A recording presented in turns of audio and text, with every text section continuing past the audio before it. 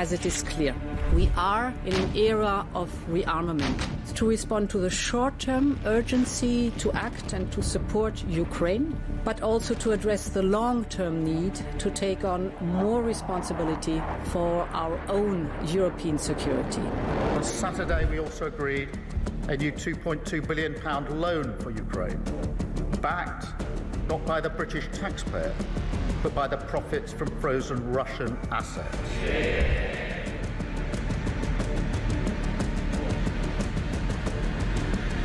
It is my pleasure to bring from His Majesty the King a letter. He sent his best wishes and his regards, of course, but he also asked me to bear this letter and bring it to you. So can I present the letter from the King to you? Thank you very much. Am I supposed to read it right now? Yeah, please do. I will do. I've got to tell him what your reaction is, so I need to know. I need to know. He is a great gentleman. A great, great gentleman. He said he thinks the war's going to go on for a long time, and he better not be right.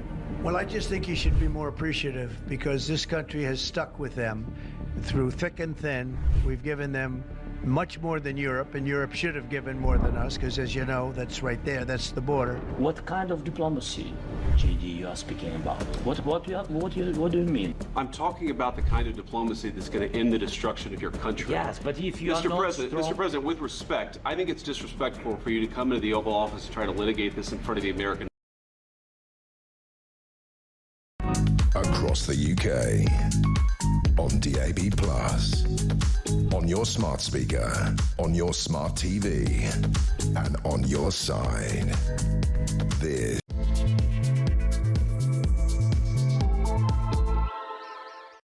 Hello, a very good morning to you just after 6 o'clock on Sunday, March the 23rd. I'm David Bull. Thank you very much indeed for your company this morning. Now, if you are just waking up, great news for you, because today is World Bear Day.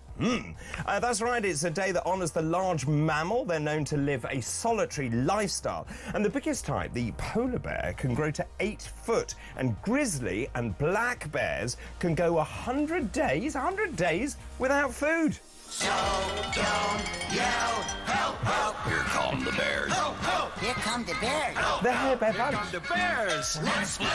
Help! Yeah, right. Very good, Dave. That's the Hair Bear Bunch. You have to be a certain age to know what that is. Talking of animals, today is also Cuddly Kitten Day. It's a day celebrating the tiny animal with lots of extra attention. Now, many kittens are born in spring, typically with a litter of 3 to 5.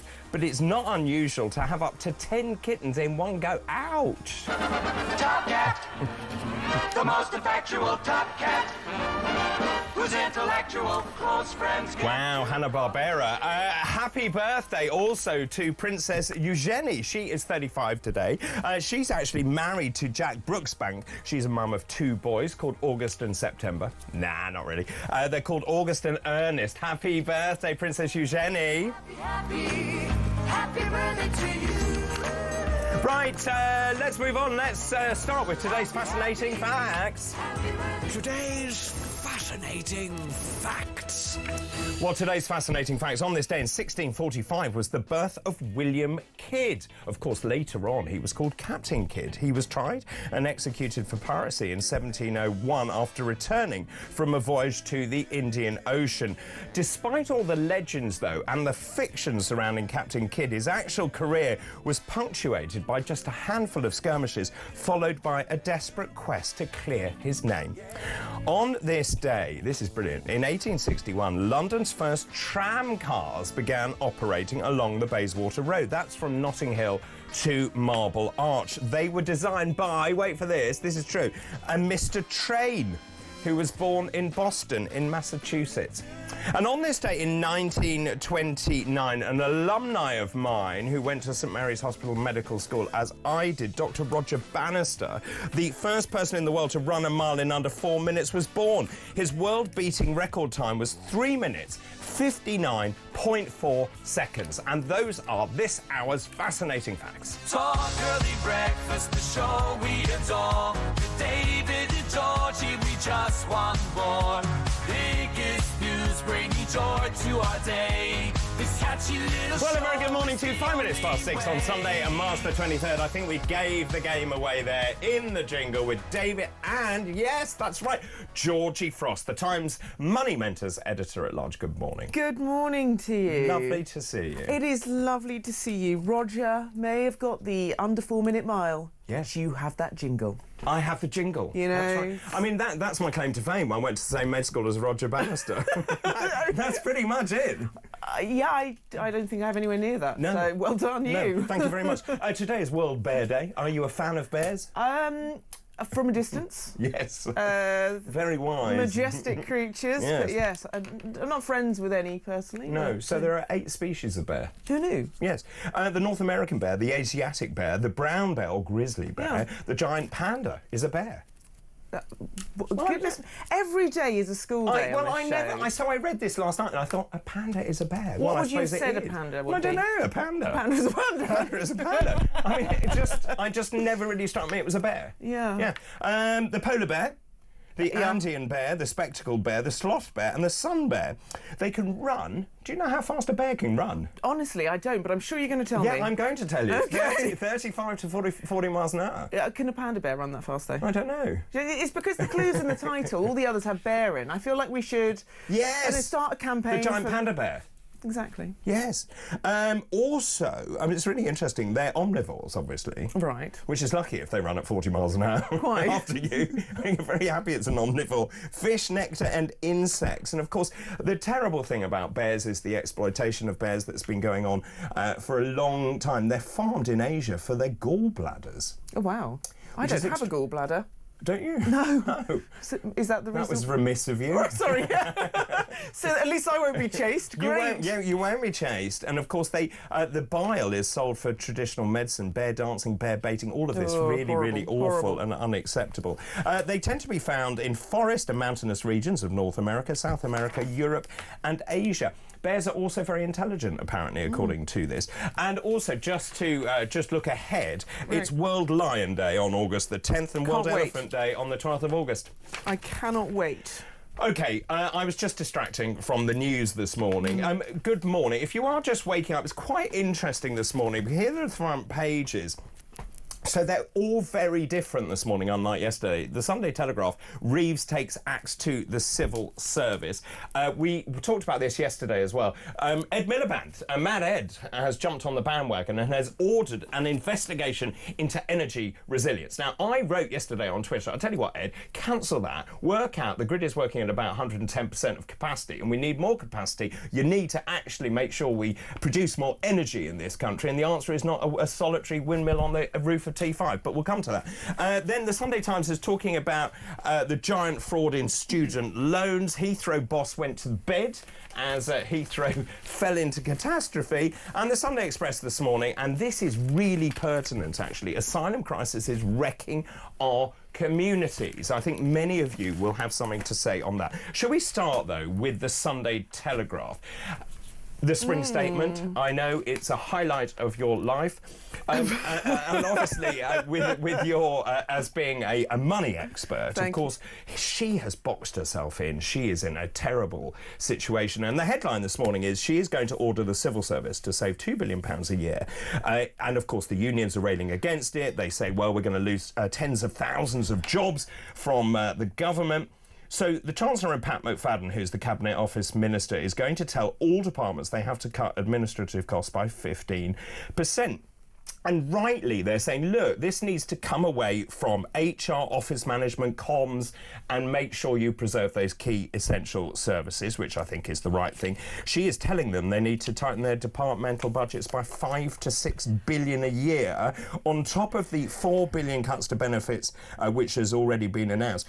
She hasn't got much fiscal headroom, has she? No, she hasn't. I will say this first of all, this is a thankless task of being Chancellor. It's to a try and rubbish fiddle job. Absolutely, it's not one I'm putting myself forward. You'd be good though. I don't know about that. Look, I think there's a little bit, so this whole fiscal headroom stuff that they're talking about. Do you want to explain that? Not really, no. but I will do my very best. Hasn't she imposed these rules She herself has imposed these rules, and therefore she has, in some ways, boxed herself in. Yes, and look, I'm not suggesting these rules aren't the right thing to do. I mean, there's sort of two rules is to make sure that you don't borrow for day-to-day spending, which seems rather sensible. Don't go and buy the groceries with your credit card when you're already massively in debt, I think is a good thing. And the other one is to get spending down, according to GDP, by 2029 to 30 to get debt down, because we are an enormous amount of debt. There's a couple of things that have conspired against her, and there are a couple of things that I think they've done. So borrowing in February, you know, was a lot higher than we thought. We're spending above our means, we know that, but a lot more than we thought we would be doing. There's stuff been going on in the world, as we know, tariffs and the like are making the whole situation, the whole picture for everyone, I think, particularly with having to spend more on defence. They've got to find that from somewhere. Which they've pledged to do. Threats of tariffs are looming large, but of course interest rates, all those sorts of things, the cost of borrowing is going up. I mean, it's like lots of people at the moment who've got mortgages on their house and have just discovered they've come off a fix and they've got to pay even more. Well, and of course people were rates. expecting the Bank of England to cut interest rates. They did not do that, and of course people are very worried about the cost of their mortgages. Well, absolutely they are, but it's the same with the government, is essentially they have to pay money, because to get money in, they get it in tax. Well, that's not going to be enough, so they have to borrow that money, and they borrow it from investors, and investors say, well, if we're going to give you some money, we want a lot of money back for that. We want some money back for that. That cost has increased more than she would have expected because of what's going on in the world. Therefore, what she had calculated, this fiscal headroom, that room for manoeuvre, basically, which was about 10 billion, has pretty much been wiped out. I think there's about $1 billion left over. What's also not going to be very pretty is the OBR are coming back with new growth figures. Well, they've halved it. Halving it. The OECD last week also downgraded the UK's growth figures, which for a government that says growth, growth, growth is the way out of this situation, that is not a pretty picture for her. And of course, if I hear the robots say once again 22 billion black hole, and also we're going to blame America for what is going on. If you look, Labour has increased taxes by 40 billion. We know the economy isn't growing. You've got the SMEs, we talked about this yesterday, desperately worried about employers' national insurance contributions, which hasn't come in until the 6th of April. Minimum wage as well. Minimum wage. All of this stuff. And all I'm hearing from people who take the risks, those small businesses who don't go on holiday, is they're saying, I have no idea how to survive. In fact, I was reading some chap yesterday who said he's been trading for 20 years. He can't keep the business going. Yeah, it's a tax on jobs. I mean, we have to say that. The government painted themselves into a corner by saying that they wouldn't raise income tax, VAT and national insurance, as all the government seem to at the moment. Apart from employing national insurance. and argued that actually employ... But we are where we are. That's coming in April. There's a lot of rises coming in. Can I ask her just a question? We spoke about this yesterday. If she... And I've really not thought about this, but until yesterday, if she stood there and said, look, actually, we made an error. We shouldn't have increased employers' national insurance contributions. If she did that, I think many people would have enormous respect for her. Right. Potentially. I think what should have happened was they should have just put up national insurance back to where it was, because of course it was cut by Jeremy Hunt and Rishi Sunak. So I think that's... So why didn't they do that? Good question, because they said that they wouldn't. And this is where we go back to... But also everyone thought they lied anyway, because they did. They increased national insurance. However, it was employers' national insurance contribution. I don't think that a lot of the decisions... They made a huge... This was the biggest budget, I think, that's pretty much ever been made. 40 billion in tax rises. That's right, the biggest tax rising budget. And it came so soon after coming into power. I think it was... A lot of the decisions were potentially rushed through, but they are where they are. I don't think she's going to change her mind. Why I think, let's go back to the sort of self-imposed fiscal rules, is I don't think that they're going to be changed, because there's two elements to it. I mean, are you going to change the rules to increase borrowing by how much? 100 billion, 200 billion, a trillion. One of the big complaints about Labour in the past has been this massive overspending. So I think that's a real problem. I think the other is every politician is frightened to do anything that will upset the markets. This anthropomorphic market that we talk about. After the Liz Truss well, I was about to budget, say, of course, Liz Truss learned that, didn't she? Because what the Labour do not want to be doing in this sort of rather febrile environment of economics and geopolitical tensions is to make it look like they don't know what they're doing, is to make it look like they are not fiscally responsible. So if she says, I'm going to change my self-imposed rules and do this, it doesn't look great. Does she currently look fiscally responsible? Well, to be honest, I go back to what I said right at the start. If you were marking her homework. But then I argued this with the same way that I argued about Brexit back in this. Right, I voted to remain. However, I was very supportive of the fact we voted out.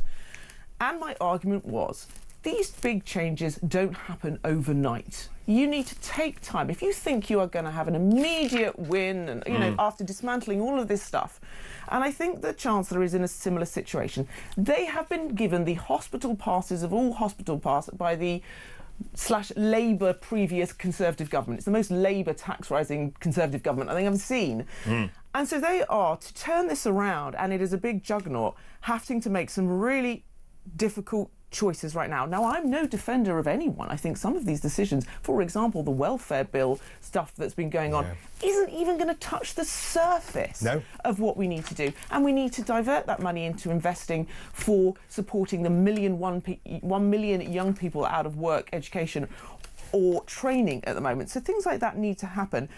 But look, I think they need time. I think that budget was a massive mistake. I think there were big mistakes made in that budget. But as I said, we are where we are. I think it will be interesting to see what this spring statement will be. I think all the noises are it's going to be an update of what's going on, as it should be. And she says, I won't increase income tax. But again, she's sort of trying to reassure people, isn't she? Well, she wasn't increasing income tax. I don't think that's Isn't the spring statement just meant to be a statement? You're not meant to actually change anything. Exactly. She was very keen at the start to say there'll be one major fiscal event, the budget, and this spring statement will just be an update. Now, I do think we'll get things like, you know, the cuts to Whitehall budgets, those sorts of things, civil service, etc., and to try and find savings within the public sector. It is ballooned at the moment. So I think, you know, we do need to take a look at that, but I don't think we're going to get tax rises.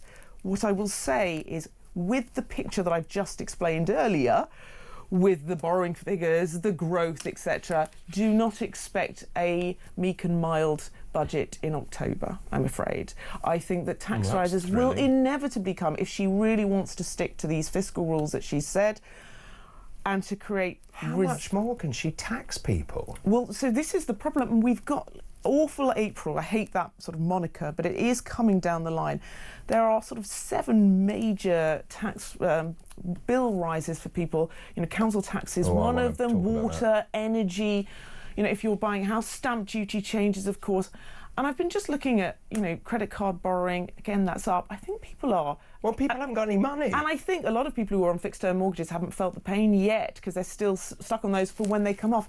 I feel like we've sort of passed the cost of living and people are talking about it as though it's a past thing. No. I think it's coming. You're saying it's getting worse? I don't know. Look, someone did some calculations. It's an average of £600 extra people are going to have to pay next year from April.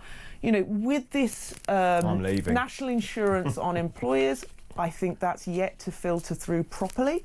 But I think, where are they going to do? Well, especially, you know, retail, they're going to put it on their prices. You know, inflation is really almost double what the target is at the moment. I don't want to be gloom and doom, because I think actually that's a lot of what's got us in the bad situation that it was. We had about 100 days of miserabilism with the Labour Party, and they lost a lot of the goodwill that people were really desperate to have. And I think we need to get some of that back. But yes, it is still hard, is what I'll say. It's a hard job for Rachel Reeves. I think, let's see what Wednesday brings, but the picture isn't looking great. She hasn't got a lot of space, sorry. She hasn't got a lot of space. Georgie, thank you for the moment. I think it's just worth saying, actually, the size of the civil service, and I think she is right to cut the civil service, now stands at a 20-year high of 514,000, half a million people working for the civil service. I mean, that's absolutely ridiculous, and they've got to stop that. Georgie, thanks ever so much for the moment. Also, just to let you know, today, 5 years ago, to this very day, Boris Johnson imposed the first COVID lockdown.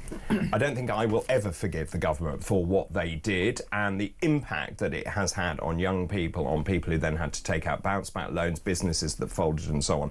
And I'm just asking you this morning, what was the impact of the COVID lockdowns for you? And your thoughts, please, in terms of the COVID lockdowns. What have we learned? There's a really interesting article, I think it's in The Observer this morning. Here we are. we have forgotten the lessons of COVID, say experts. They say that actually, in terms of the evidence, was there any evidence at all that the lockdowns were justified? Did they do anything? Well, my answer to that is the area under the curve remained the same, i.e. they flattened the curve, but actually the area under the curve remained the same. I'll explain all of that a little later on. Get in touch, please. Let me know all of your thoughts this morning on everything we're talking about. 0344 499 1000. There's calls charged at the national rate. You can text the word talk in your message to 87222. You can message us next as well at talkTV. After the break, I'm going to be talking about walking degrees, students taking the mick, taking money from the government, not repaying their student loans, and a mad Ed Miliband. Of course, he thinks we need an investigation to find out what is going wrong with our energy infrastructure. I'll tell you what, Ed, we're not making enough. This is Weekend Breakfast.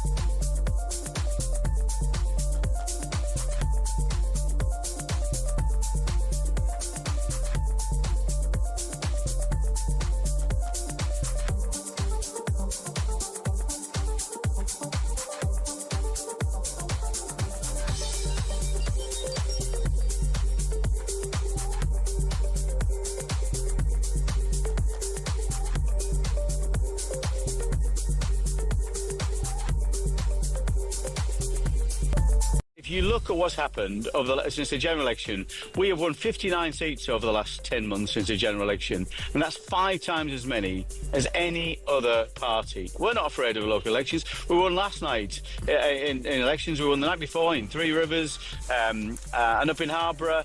Good successes against all comers, and we've had some magnificent results where we get good councillors who are out there working hard with good activists. We win those seats. We're not afraid of any other party. Bring it on.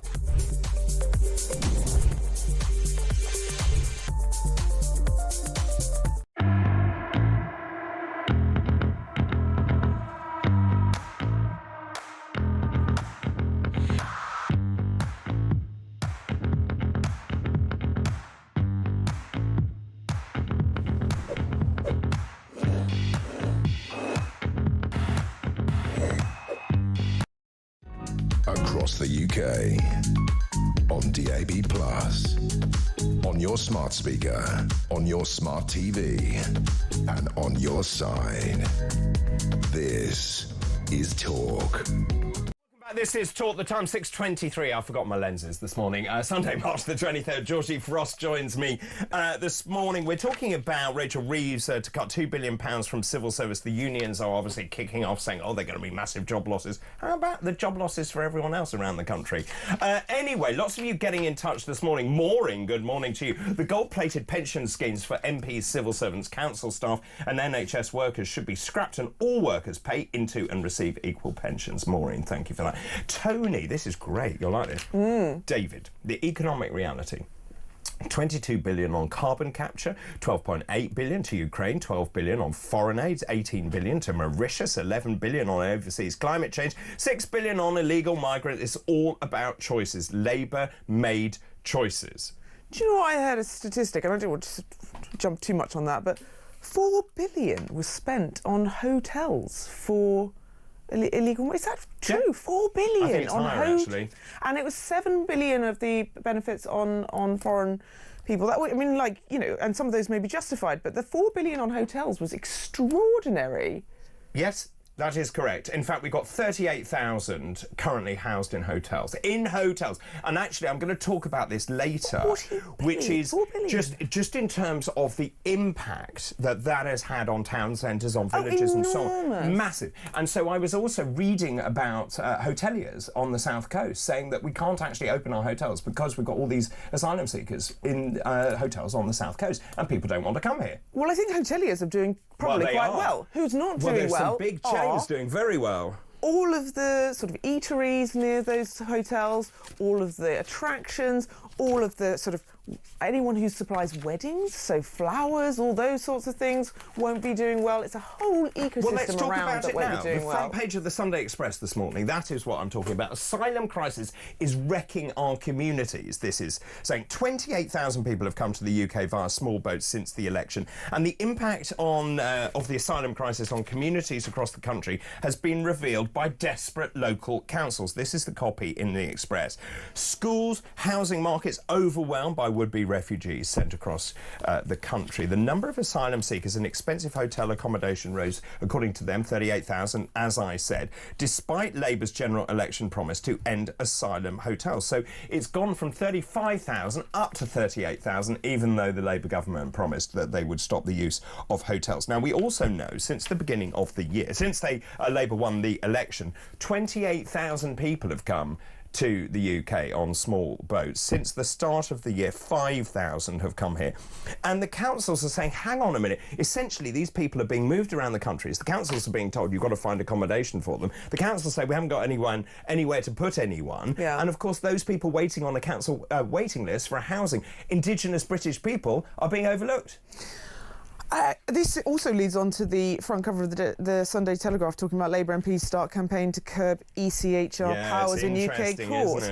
Because it goes into, if you actually look on the Telegraph website, it's got a nice sort of reel where you can go and hover over, and it's got lots of different cases, like ridiculous cases of people. For example, an Albanian criminal was allowed to stay in the UK by a tribunal, in part because his son would not eat foreign chicken nuggets. Right. And it's got lots of these sort of examples of ludicrous things, like someone agreed to not sell drugs except smoking weed, and therefore they can stay in the country. You know, those sorts of things. And I do think What about the Zimbabwean paedophile allowed to stay in the UK because if he was deported he would face hostility because he says he's an openly gay man, jailed for more than 5 years for child sex offences, autistic and deaf, and the court ruled he lacked the social skills to diffuse hostility, so allowed to remain in the United Kingdom.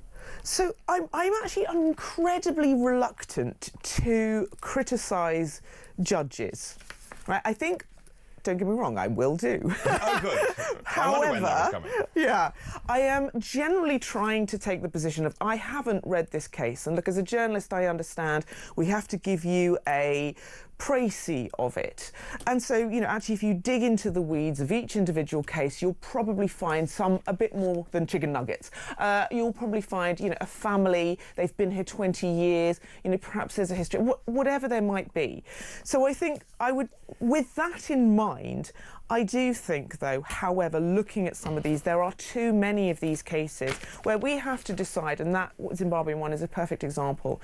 I understand that in some parts of the world, you know, your sexual preferences, are going to land you in very hot water. However, if you have committed a heinous crime, like child sex abuse, in this country, then surely the balance has to tip into the favour. But there's another point here, is you cannot be heterosexual when you arrive in this country, then decide that you're gay. And is that the case? Well, some of them have done exactly this, that they've suddenly realised they're gay and they're claiming the right to life. Well, I'm Isn't just it saying, fortuitous? it does happen, and also they might have lied because of the country that they've come from. Again, it's digging into the weeds. So politically, what is really interesting about this, of course, Reform UK has been very clear they want to leave the ECHR. Kemi Badenoch is now saying, I think we probably, on balance, need to leave the ECHR. What the Labour MPs are saying is it not that. They're saying we need to curb the judge's interpretation of ECHR. Now, that may be an interesting methodology. So this goes goes back again to what I was saying about judges. The reason I have some sort of, I guess not sympathy, but I don't like to, is because judges are there to interpret the law. Now, if you think that the way they are interpreting it is so outlandish, then we really have to look at those individual judges, or you look at the laws and you say, actually, can we tighten these up? Because I'm pretty confident there are other countries within Europe that do not allow this sort of thing to happen. Well, they don't. No. That's the whole point. Is the rest of Europe also has the ECHR, but they interpret it differently, and of course it means that we are then seen as the soft touch. And laws are built on precedent, right? So can you not, as a judge, look to a case that's happened in another country and say, this is what's happened but there? I imagine the precedent in this country then overrules it. So the Chicken McNugget case therefore goes down on the statute. And so therefore, if you have another, fast food restaurant that no one likes, well, there's the precedent. I mean, that was an interesting one, because actually it goes into the fact that, I mean, this father had said he can't take his, I think he was 10-year-old son, back to Albania because he's a very picky eater, and the only example they could give was chicken nuggets. Now, we sort of, we laugh and jest and stuff, but I don't actually know why he was a criminal. I don't know what he's done. I don't know how many lives he's ruined, etc. Then it's not actually that funny. But it is ludicrous that we are in this situation. Of course it is. Whether it's to leave the ECHR, whether it's interpretation, we cannot have cases like this continue. We also cannot have a situation where, local economies are ruined because, thousands of people are in hotels in the UK. We cannot have a situation where gangs are earning money by getting people over on dangerous boats. People's lives are at risk, innocent lives, whatever you think. They should not be coming because it's over on these boats, because it's dangerous. And something has to get done. For everybody has a stake in this. So I'm going to put you in charge. I asked this question yesterday. You're now in charge. What would you do with the small boat arrivals? How do you stop it? Goodness me. Because Keir Starmer doesn't know what to do. I don't know what our relationship... No, he absolutely doesn't. And I think we would have to get a good chat with Europe on this one. But we pay France millions of pounds every year. Yes, how well is that working? Not at all. That's the point. It's not working at all well. Exactly. So I don't know. I mean, the latest they were talking about is, which country were they talking about? Sending Bulgaria? No, it was the Balkans or somewhere. Balkans, that was it. To send people to the Balkans. It's like someone's got a map with some darts and gone, right, boom, Rwanda. Boom, the Balkans. Well, so the difference is that Rwanda was going to be... So you would be sent to Rwanda and then processed in Rwanda. The difference with this is that once your asylum application has been rejected, by the way, we don't seem to reject very many, then they get removed. Now, you're also right, because they're also looking at British overseas territories. Or what else do we own around the world? And therefore, we will then set up processing centres in, I don't know, the Falkland Islands. But this leads on to, there's a good investigation into the Sunday Times. So if you want to stop people coming over, I assume you have to, one, stop the narrative, because I think the narrative is slightly more rosy than the actual reality for a lot of people. They believe potentially that they come here for a better life. I assume that's why they're here, economically speaking.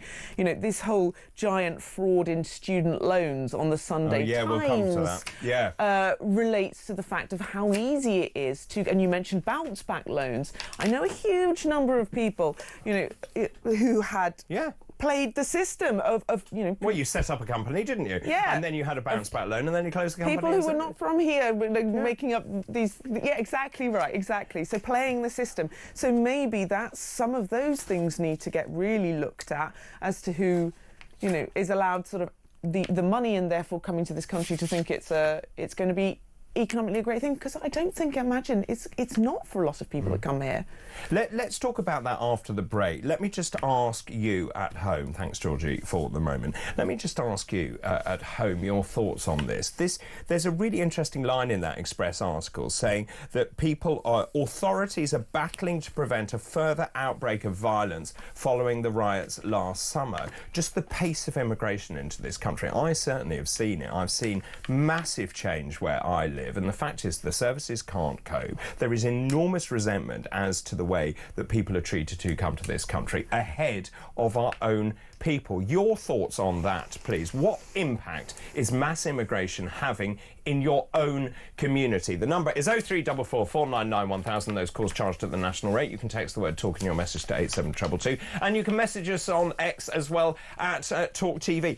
After the break, we'll talk more about the conversation that Georgie just just brought in here. The walk-in degrees, the fact is you can sign up, you get your nice student loan, and the mass fraud, I think you can call it that, mass fraud that is going on. We'll talk about all of that after this break. This is Weekend Breakfast. Good morning.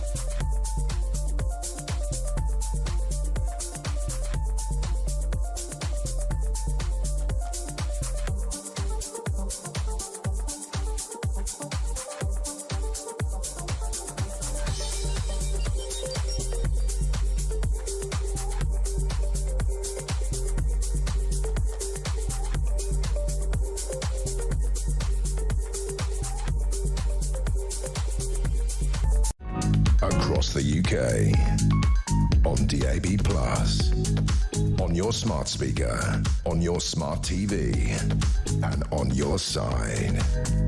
This is Talk.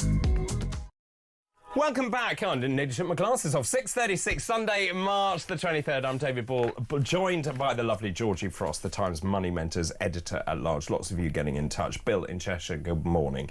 Immigration. David, everyone keeps talking about the numbers of small boat arrivals, but what about the other illegal entry routes into this country? The lorries, the vans. Is nobody reporting those numbers anymore? Good point, actually. Keep all of those messages coming in. I'm asking a couple of questions this morning. Firstly, what impact is mass immigration having in your own community? And the second question I want to ask is, it is 5 years to the day since it's amazing this, since Boris Johnson announced that first COVID lockdown. I remember it so vividly, where we were all sort of gathered around the television, didn't we, to see him announce something we'd never seen in our lifetimes. I just remember being in, Starbucks, actually. Oh. And all of a sudden it got really quiet, and I was just the last one there, and then it was that evening. That's it. As soon as because we knew it was coming, we knew that the lockdown was coming, and I don't honestly remember if we did or not. Yeah, we knew, because I mean, anyone that had friends in Spain, for example, and other countries where this had been happening, and much worse. It was an incredible time when you think about it. An incredible time. I remember being on the phone to my dad, who is quite a, I don't know, he likes to look at the bright side. He said, what a time to be alive. What a time to be like a crazy. You will never. And thank God. Sort of biggest curbing of our freedoms that we've ever seen in our lifetime. Unbelievably so. But there's so many things about it. You think, my goodness me, how we just accepted it. By and large, just accepted some of those things. I think it was the impact and severity of it was so overwhelming, wasn't it? And I meant that by people gathering around a television to see the Prime Minister saying, you cannot go out, you cannot see your friends and family. I mean, we are curtailing your liberties.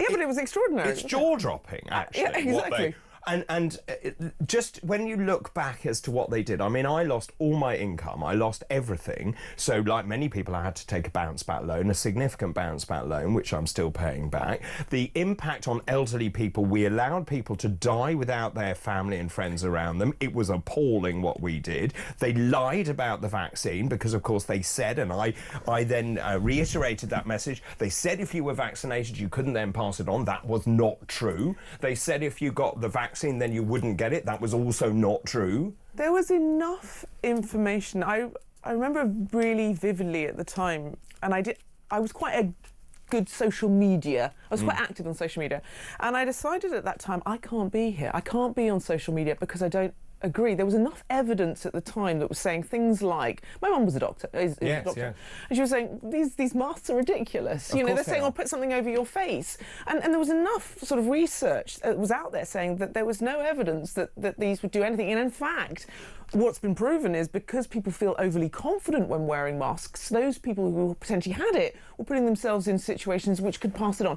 The way we didn't shut down the care homes fast enough, the way that it didn't affect kids. The thing that really got me, and there were many tragedies, but the thing that really got me, and I don't know why this really affects me, is that people couldn't go to funerals. I know. And I think, my goodness me, if the things that we take from people, like that final goodbye, is so vital. And I read this amazing article in The Spectator, actually, about churches, and they decided, I was so angry, and I'm not a particularly sort of church-going person, but there was a decision made by Justin Welby at the time, the Archbishop of Canterbury, that you could shut the doors of the churches. And someone, this bishop had written, or whoever it was, and the last line was, "What are churches for, if not to open their doors at these times, and at times of loneliness and fear? What is it for?" And it was those two things that really struck me, which is weird. I'm a finance journalist. It should have been the finances that affected me. I had many people like you who took out finances. I will never forgive the government for how they treated self-employed people. I agree. Absolutely let them hang them out to dry. Got no help. No help at all. Hung them out to dry, and they've continued to do so, I think, ever since. Some of the decisions were absolutely extraordinary, but it was those two that I thought, I just can't. And yet there were so many of my friends and people I knew and family members going, "You have to stay indoors and you have to do this." And even my mum was like, herd mentality, what is this going to do? And we're seeing it now play out with the number of people out of work for mental health problems. Correct. We're seeing it in the cancer diagnoses, the fact that the NHS waiting lists. How many deaths have occurred? How many people have struggled as a result of the decisions that were made at that time?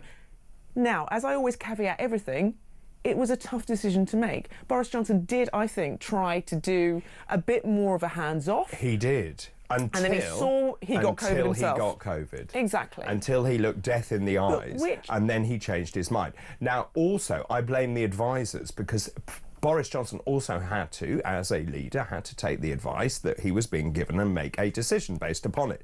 But actually the advice he was given, I think, was incorrect. And I think they made it up. But it's also incredibly difficult, and I charge, and as much as I hated this and didn't agree with this, I charge any leader in an environment like that, when you look across the world, to go, I mean, well done to Sweden, but to go... Well done to Sweden. But to go... Yes. I'm not going to go with what everyone else is. That takes a very brave So weirdly, brave I'm not person. blaming Boris Johnson. Well, I'm blaming the advice that he was given and the predication that he was given. But and let's come back to this article in The Observer, which is really interesting and worth a read this morning. It says key scientific lessons during the COVID-19 pandemic have been forgotten, according to UK scientists. They've raised the alarm, given the anniversary, the 5th anniversary. So the reason that they locked us down was because they were worried about overwhelming the NHS. Now, the lessons still haven't been learned. We are running it too hot. So the occupancy of the NHS still remains around 95%. Now, anyone will tell you that if you're running a hotel, it is impossible to run at that kind of level, because you need to discharge people, clean the beds, make sure that you've got capacity to put people in. We're still running it far too hot. There is no evidence, they go on to say, the health service would be any better prepared today should another lethal virus appear in the future. And it goes on to say that simply the NHS was not in a position to take in any more. There is no evidence, this is the key for me, there is no evidence that the country has understood the psychological consequences triggered by placing the nation into lockdown. Why would we? Why would we have learned anything from it? Because surely you learn from your mistakes. Well, we've got a COVID inquiry that was... Oh, it's ridiculous. Well, it was focusing on the wrong problems. It didn't invite those people that were the people who criticised the moves. It didn't invite the people who had the most sort of virology background, I suppose. Is that what it's called? The people that had the best... Look, all of this shows so much of this was done on fear. And we know that. We know that a lot of the messaging that came out was to try and focus on making us afraid to go out. Stay home. save lives. And the pressure from each other. The pressure from each other. And it makes me, as someone who studied... You've reminded me that people snitched on each other. 100%. I've forgotten about But doesn't that. it reminds me, because I studied in school long time ago, you know, Russian history, and I remember reading all about these sort of Soviet times, you know, kids ratting on their parents and neighbours, and you think, God, I'd never do that, and, you know... It happened. We were told to. We were told to rat on, I can't think of a better word there, on our neighbours. To tell when, you know, I saw it people who put on their Instagram, stay at home, you know, you fools, basically. There was a lot of pressure. And they worked on that. They got behavioural economics departments to really ramp up that pressure. Which they've still got. To try and keep us indoors. Without, and it sounds really callous, and I don't mean it, but a cost-benefit analysis really being done is, and I don't just mean like pounds and pence here, but is like, actually, by locking down now, what will this do in the future? And this is why I'm really cautious about making big swinging statements about, for example, the Chancellor. If you have a plan, we need to be thinking really long-term about this. I don't know that that's happening at the moment. I don't know that it definitely didn't happen during COVID. What I don't understand is that, for example, there were plenty of what were they called? Those sort of testings that we did ahead of that to see how resilient we were in the event. Where did that go? That's what the article is saying. And if... You know, they also talk about the non-pharmaceutical interventions, as you mentioned, the masks, for example, which we knew were ineffective, but it was to reinforce behavioural change. That was what that was all about. Absolutely. To have a sort of visual sign. But don't sell the crown jewels to pay for it for dodgy companies as well. And they go on to say, Dr. Michael Head of the University of Southampton says that in the future we need to understand what is our pandemic response. There will be another pandemic. That is the way that viruses work. They have what is called antigenic drift and then antigenic shift. And when you have an antigenic shift where you have a massive change in the structure of the virus, then you will get a pandemic. So it will happen. The question is, how do you actually deal with that? And when you look at those curves, and I'm obsessed with these curves, you either have a big curve like this, so you know that you get over with it quickly, which is what happened in Sweden, or you lock everyone down and you get a plateau, you get sort of, you know, this kind of shape, but it lasts longer, but the area remains the same. We know it doesn't work, and this is the problem. Is I think there's lots of lessons that were learnt that should have been learnt that we haven't. And I think those people that were defending, we can name countless people who were saying, look, this isn't right, were vilified, absolutely vilified. And I think social media companies went after them as well. Absolutely. YouTube, for example, was a good one, and we know sort of presenters on this station were looked at quite closely. But yes, I think that we need to... I don't think that the population would do that again. I think there's been too much evidence subsequently that has said, actually, a lot of this was bunk, and people are going, no, I wouldn't do it again. So I think when we do return, and I think the COVID inquiry should have been much more far-reaching, have come much more... and quicker. Yeah, absolutely.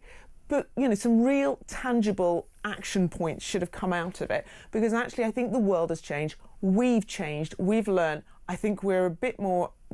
we are never going to do that again. I would like to think, but then saying that, I'm surprised if someone had said to me before COVID, you know, we would happily roll over and have our tummies tickled and stay at home, I would never have believed you. So maybe I'm wrong here, but I think that they need to think about a different way. Should this happen again? Like you said, of course it will happen. It will. Let me ask you the question. If it was to happen again, and if the government said there will be a lockdown, what would your response be to that? Also, the impact of COVID 5 years on. Let me know the impact on your community, please. Very quickly, I just want to read this one from Paul. And I know a lot of people who were in Spain. I was stuck in Spain when it started. I was so shocked to find they had the Guardia Civil, which is the military police, in Spain, having roadblocks on the roads in and out of the village. I know, this is exactly what many of my friends say. The most shocking thing was the locals throwing rocks at ambulances, bringing old folk into the town from a home where the staff had abandoned them. That's Paul in Cornwall. The question I have is, what did we do? This is Weekend Breakfast.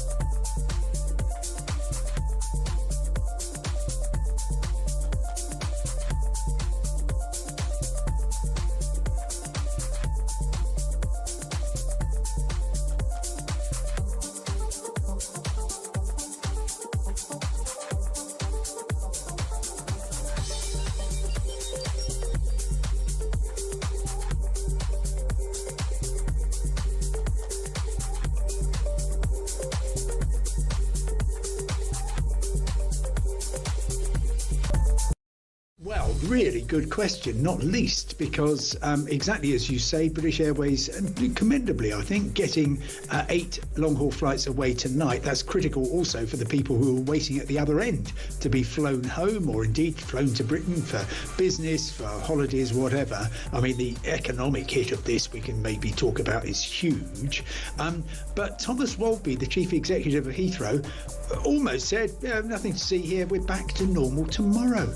You won't be. It was plainly obvious.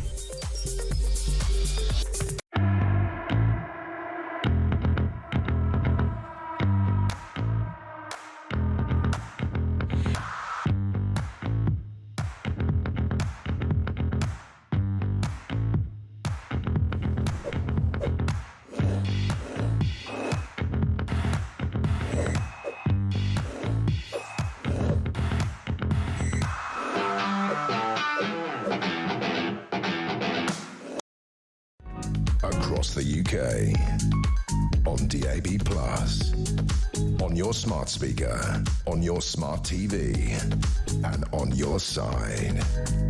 This is Talk. This is Talk This Weekend Breakfast, 6:52, Sunday, March the 23rd. I'm David Bull, joined by the lovely Georgie Frost, and we've been talking about the 5-year anniversary of the first COVID lockdown. Amazing. I don't know where the 5 years has gone. Many of you getting in touch. Let's take a voice note now from Lee in Newcastle on COVID. Good morning. Morning, Dr. David. Great show. Morning. COVID debacle, as I like to call it. I haven't learned anything from it. They would do the same all over again. The rich got very rich in it and the poor got poorer. Nobody questioned how flu disappeared for the same period that COVID arrived, and now COVID's gone and flu's came back. People lost livelihoods, people lost loved ones. The whole thing was a mess, and they learned absolutely nothing from it other than how to transfer the wealth to the NGOs. Great show, mate. Keep it up. Thanks ever so much, Lee, for your message there on COVID. Judy's also gone in touch. She wants to talk about the economy. Good morning. Hello, it's Judy from Altofts, West Yorkshire. Rachel Reeves doesn't know what she's doing, but it's really easy. Cut every civil servant department down by 10% every year until it's lean and fit. Them 26 quangos that they've invented since they come to power, get rid of them and get rid of a few hundred more. Overseas aid, stop that. Net zero, get shot of that. There we go. Billions for everybody, tax cuts for all. Thank you. Judy, you should be Chancellor. Good. In the net zero, well, actually, let's talk about that. Yeah. Let's talk about this. So, Ed Miliband, Heathrow Airport, the busiest in Europe, is shut down because a substation blew up, which was running at 110% of capacity, right? They had already been warned about this. Ed Miliband's response to this, by the way, and you're right, we talked about this earlier, everyone thinks he's a net zero czar. Yeah. He's not, he's the energy secretary. By the way, his answer to all of this, I'm going to have an official investigation, well, as we were talking about, the COVID one still rumbling on, how long is this one going to last, into Britain's energy resilience. He's instructed the energy watchdog to draw up a report. Now, he has triggered legal powers. This allows the National Energy System Operator, or NESO, to look into the meltdown. He says, very sage words, we're determined to properly understand what happened. Well, that's a good idea, isn't it? But how about actually having more energy created in this country? Yes, we were talking about this earlier, weren't we? Because in my head, I was just like, Ed Miliband, he's, I've been to COP, so I've seen him swan past me in Charm and the like. And then I was like, oh, my goodness, he is actually the energy secretary, which means all energy. Right. I was like, wow, yes, that's true. How worrying. Yes, the Heathrow thing is an absolutely fascinating for lots of different reasons. I mean, we're an absolute laughingstock, but I just cannot believe on both sides, for certainly for energy resilience, but also for Heathrow, that we are in a situation, and there's always also this speculation it would be terrorists. No, terrorists wouldn't think that we're that stupid. My God, they do now, that's for sure. But to be reliant on just one substation miles away, and for the boss of Heathrow, because I'm taking it down the Heathrow line here, for the boss of Heathrow to go, well, it wasn't really anything to do with us, and I'm really proud of the way that we dealt with it and stuff. I'm sorry, you were warned 10 years ago in a report by consultants that there was a vulnerability here. This was given a 99.9999936% chance of not failing or something. It was given basically the massive green light that this substation was absolutely never, there was going to be no problems. If there was, it would be every 400 years. And lo and behold, it goes. 300,000 passengers are disrupted, over 1,000 flights around the world, and people left all over the place. Look ridiculous. So you're right. There was a report done over 10 years ago by a global planning and infrastructure consultancy unearthed by the Telegraph. They identified these key weaknesses in the operation, and they said, right, here's the problem. You've got 3 electricity substations which essentially supply Heathrow Airport. They're called grid supply points. They also drew up this. They talked about the exact scenario if one of these substations went down. Now, one would assume if you had 3 substations, one goes out, fine. The other 2 then ramp up capacity to ensure that Heathrow can run, right? But it doesn't work like that. So apparently they can't do that. They have to reconfigure stuff, and it takes a very long time to do that. Now, if Heathrow is the size of a city, which allegedly it is, then one would assume that you would do that. There is quite an interesting other point to this, which is, had the 3rd runway been approved and we'd actually got some political direction from a previous administration, they were, as part of those plans, were going to build their own electricity supply to power the airport, which I just think is quite interesting. Well, that would make sense, wouldn't it? And it would make more sense. Although I have to say, I'm now a little bit nervous about the private finance that owns Heathrow, that are in quite a substantial, have quite substantial amounts of debt, have been accused of underinvestment, to then have the responsibility for building another. As someone who lives around near the M25, it's going to cause absolute havoc for anyone living there. It is. But I just think, I mean, talk about, but Ed Miliband doesn't want the 3rd runway anyway, so that's fine. But I just think I don't trust it. But why this to me represents a far bigger thing is, unlike, I think it's, we are the most of any other country have we sold our public infrastructure to more foreign investors than any other country in the world. We've basically sold our crown jewels, essentially. We've sold our public infrastructure. And I just worry that, and I am no fan of taking things back into public ownership, but I do worry about contingency and resilience planning for such vital infrastructure, especially when you take the context of what's happening in global tensions, security, those sorts of things.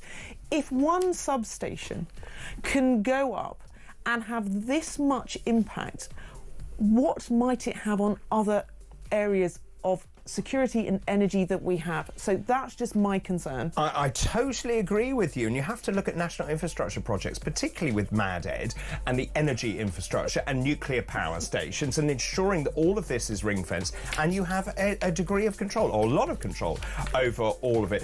Georgie, thanks very much for the moment. We'll go through all of the front pages after the break. Also, what impact is mass immigration having on your own community? This is Talk.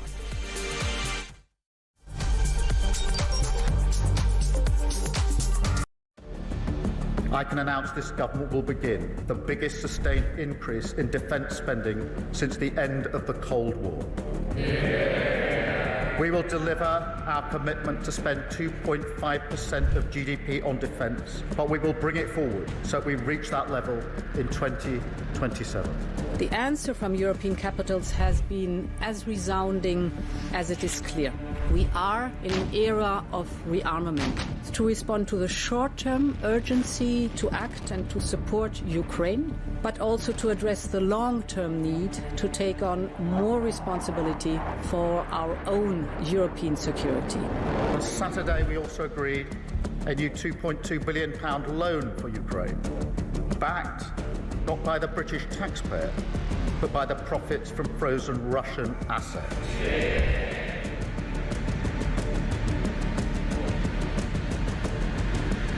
It is my pleasure to bring from His Majesty the King a letter. He sent his best wishes and his regards, of course, but he also asked me to bear this letter and bring it to you.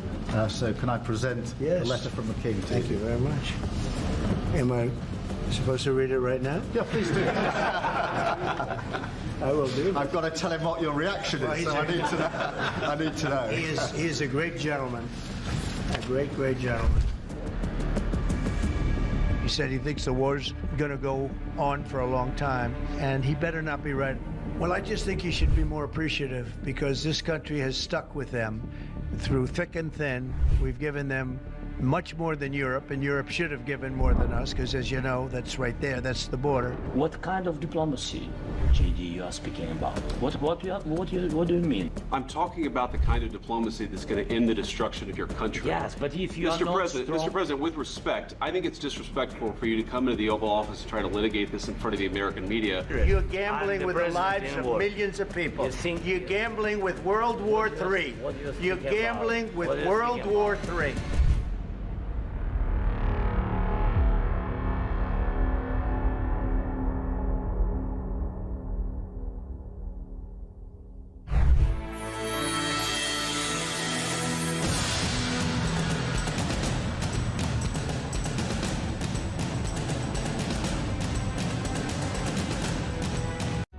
Across the UK, on DAB+, on your smart speaker, on your smart TV, and on your side.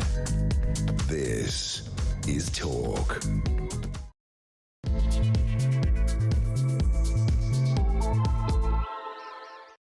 Hello, a very good morning to you. Just after 7 o'clock on Sunday, March the 23rd. I'm David Bull, and this is Weekend Breakfast. The weather appalling, stay in bed. Great news, though. Great news for you this morning. It's World Bear Day today. That's right. It's the day that honours the large mammal. Now, they're known to live a very solitary lifestyle, and the biggest type, the polar bear, can grow to 8 feet. Now, grizzly and black bears can go 100 days without food. He's Winnie the Pooh, Winnie the Pooh, willy-nilly, silly old bear. Everyone's favourite bear. Now, talking of animals, today is also Cuddly Kitten Day. It's a day celebrating the tiny animal with lots of extra attention. Many kittens are actually born in the spring. The average litter size is about 3 to 5, but it's not unusual for a cat to have up to 10 kittens in one go. Ow. But it's not like they on the TV when it's called for cats, it's called for cats. Very good, cool for cats. Also, happy birthday to Princess Eugenie. She's actually 35 today. She's married to Jack Brooksbank. She's a mum of 2 boys, August and September. Not really. August and Ernest. Happy birthday, Princess Eugenie. Happy birthday to you. Right, let's move on to this hour's fascinating facts. Today's fascinating facts. So, on this day in 1848, the ship John Wycliffe arrived at Port Chalmers, New Zealand, carrying the first Scottish settlers from Greenock on the Firth of Clyde. On this day in 1860, the birth of Horatio William Bottomley. He was an English journalist and financier who wanted a life of luxury, but whose grandiose business schemes kept leading him into bankruptcy. When found guilty of fraud for a 3rd time, he was sentenced to 7 years in jail. He founded the patriotic journal John Bull, had been a member of Parliament, and had gone through millions of pounds when he died in poverty in 1933. And on this day in 1956, Queen Elizabeth II laid the foundation stone of the new Coventry Cathedral. The new building was built next to the remains of the 14th century cathedral that had been destroyed in the Second World War. And those are this hour's fascinating facts. Sharply back to Britain used to play. David and George lighting up our day. With every ball we let the good times go. Weekend energy, come on, let's go. Good morning. 5 minutes past 7 on Sunday, March the 23rd. I never know what's coming next. Georgie Frost joins me this morning, the Times Money Mentors editor at large. Good morning. Good morning. Look how famous you are. You're in a song. I know. Yes, I've made it now, haven't I? You have. Talking of making it, if you are just waking up this morning, well, Rachel Reeves is going to make it, isn't she, in a spring statement on Wednesday. The paper's really all over the place in terms of their headlines this morning. Oh, it's nice, isn't it? It is quite refreshing. variety, Yes, it is yeah. quite refreshing. So the front page of the Sunday Telegraph, Reeves to take an axe to the civil service. Rachel Reeves to order the civil service to save £2 billion a year. This is on top of the £5 billion that they're saving from disability benefits. And she has got a very difficult job ahead of her. Georgie was talking about it, and we'll talk about it again in just a moment. The number of civil servants has ballooned by 100,000. 100,000 since the pandemic. There are 500,000 people working for the civil service. I say it's too fat and it's too bloated. There is a big story here in the Sunday Times this morning, revealed the giant fraud in student loans. I want to talk about this in a moment. It's massive. Thousands of students are suspected of fraudulently claiming hundreds of millions of pounds from you, from the taxpayer, from Britain's university loan system. This is a Sunday Times investigation has discovered that people with absolutely no academic intent are enrolling on degree courses every year. They take the money, and then some of them actually only do it for a year, take the money, and you never hear from them again and never repay it. They get £4,000 maintenance loan, then they enrol the following year, they claim the money again. We'll talk about the difference between franchise colleges and how it actually works in just a minute. Oh, there's another interesting story about Heathrow. So, we talked about Ed Miliband in the last hour. He wants an investigation to see what went wrong. I know what went wrong, Ed. There was one substation, there was no energy resilience plan, and we don't produce enough electricity, and the grid is chronically overloaded. Interestingly, in West London, where Georgie lives, there are lots of data centres as well, which hoover up electricity. And they want to do even more, don't they, with EVs and all that sort of thing. I don't know where we're going to get that extra energy from. Have they thought this through? Well, do you know what? I'm starting to wonder. Answer no. Well, according to this, the Heathrow boss, Thomas Wadby, went to bed. This is just brilliant. I love this. So, as we know, 1,300 flights were affected. 300,000 people, 250,000 people all over the place, couldn't actually get to where they wanted. They split the leadership into two commands, which you would understand, the two gold commands. And they decided that he would go to bed, the chief executive, because he needed to be fresh for the morning. He needed to be fresh for the morning, yeah. Right, whilst he left Javier Echalve, the airport's chief operating officer, in charge. But they didn't make the decision to close the airport until 1:44 a.m. when he was asleep. So they say we had made that decision. It was just a question of for how long and exactly when. So that's what they argue. Shouldn't the boss be awake? Well, you would imagine so. Well, certainly the boss, I think, of British Airways and the boss of Virgin worked through the night. So they did. I would imagine with something this, you'd like to think it won't happen very often. You would be there for, you know, because what happened if something else, like another substation or something happened, like something else? No, he was quite tired. seriously. He was tired. Don't get me wrong, I get tired. I get tired. And I like. But I tell you something else. I don't get paid $3 million a year. No, quite.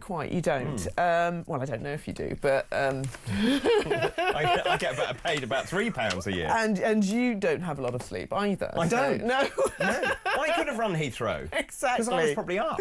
Yes. No. It is a bit. It does feel a bit. I just thought the way he spoke about it afterwards, and all I very proud. Was like, well, it's not really our issue. This was a substation that was miles off our site. It's not our problem, but we dealt with it as best we could. And I kind of think of it like if I was to go back to my boss after having, you know, the chance of interviewing someone massively famous and going, sorry, my pen wasn't working. I couldn't write any notes. And they go, well, why didn't you get another pen? Well, but it's not my fault. I did the best I could. Yeah. It's the pen company's fault. No, it's not. You should be prepared for those situations. And they were not prepared. No. And I think his tone-deaf response is awful for a man who did last year earn $3.2 million for a company that is, you know, is struggling, or the company owners that are struggling at Heathrow, and that pay how much to their shareholders when they are... So I wonder, I mean, I asked this question yesterday, but does this make the case for a third runway at Heathrow stronger, or does it say, actually, we'd be better, I'm going to bring up Boris Johnson, to invest in a Thames Estuary airport where you have more capacity, where you actually can use your UK capacity to, you know, and you can turn it on or off as you want it. There again, the flip argument to that is that having a hub airport is crucial in terms of having lots of people fly into this country long haul, and then they change onto a short haul flight, and then they go across Europe or to Scotland or wherever else. And we want people to stay in the country. We want tourist money in the country rather than just become a... I mean, we're going to get lots of money from that? Probably not. Private finance will get a lot of money from that, but I don't know whether we in Britain will get a lot of money from having people using us as a hub airport. Look, there are arguments for, there are arguments against, there are arguments for expanding Gatwick. You know, the southeast is... But we never do anything. Well, we don't, but these are all very long-term projects. But why didn't we decide this 20 years ago? Because people were arguing about all sorts of things, and then those arguments still justified. But it's like, and people say, well, I don't want the noise and disruption near Heathrow. You live near Heathrow. Well, yeah, only quite. I used to live under the Heathrow But you live path. near Heathrow. It's an airport. No, I agree. Will it bring the sort of the growth that we're hoping and expecting? I don't know. All I will say is an incident like this and the response from the CEO to this incident makes me very nervous about giving them any additional power.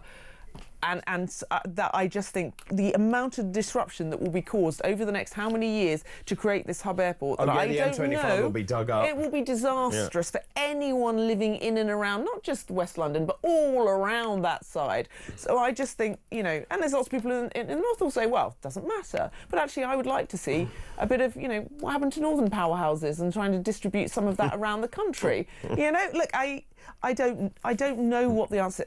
Just this makes me very nervous. Is all I'll say. Ed Miliband wants to understand any lessons to be learned on energy resilience. Any lessons? Yeah, he wants any lessons. I mean, I'm sure there's one or two that we could think about. But yeah, good. So that's Heathrow sorted. Then of course. Rachel Reeves, let's just talk about this. We have spoken about this before, but obviously we've got the spring statement on Wednesday. She's got a very difficult job. I think you said right at the beginning, I wouldn't want to be Chancellor. I think you'd be very good, personally. But and then, of course, she's trying to get the departmental budgets to be brought down, the disability benefits, she wants those brought down. They need to save about 10 billion quid. She says, and she's come out fighting, saying there will be no further tax rises in the spring statement. The caveat to that, of course, is what's coming round the corner. Yeah, quite. I mean, I don't think we're expecting, and I say this now, as a personal finance journalist, it is sort of, you know, it's a big deal for me on Wednesday. You know, I'm not going to lie, but I would like it to be. Are you excited by it? Not really. No. But you know, it is a big deal. Oftentimes we'll make a cake and that sort of thing. You know, it's what like time is it? 12:30. It's like Christmas, yeah. So we you know, she is saying that, and she said from the start that I don't want to be doing what has happened over the last how many years, where we've essentially got two budgets. I mean, if you're Liz Truss, you've got three.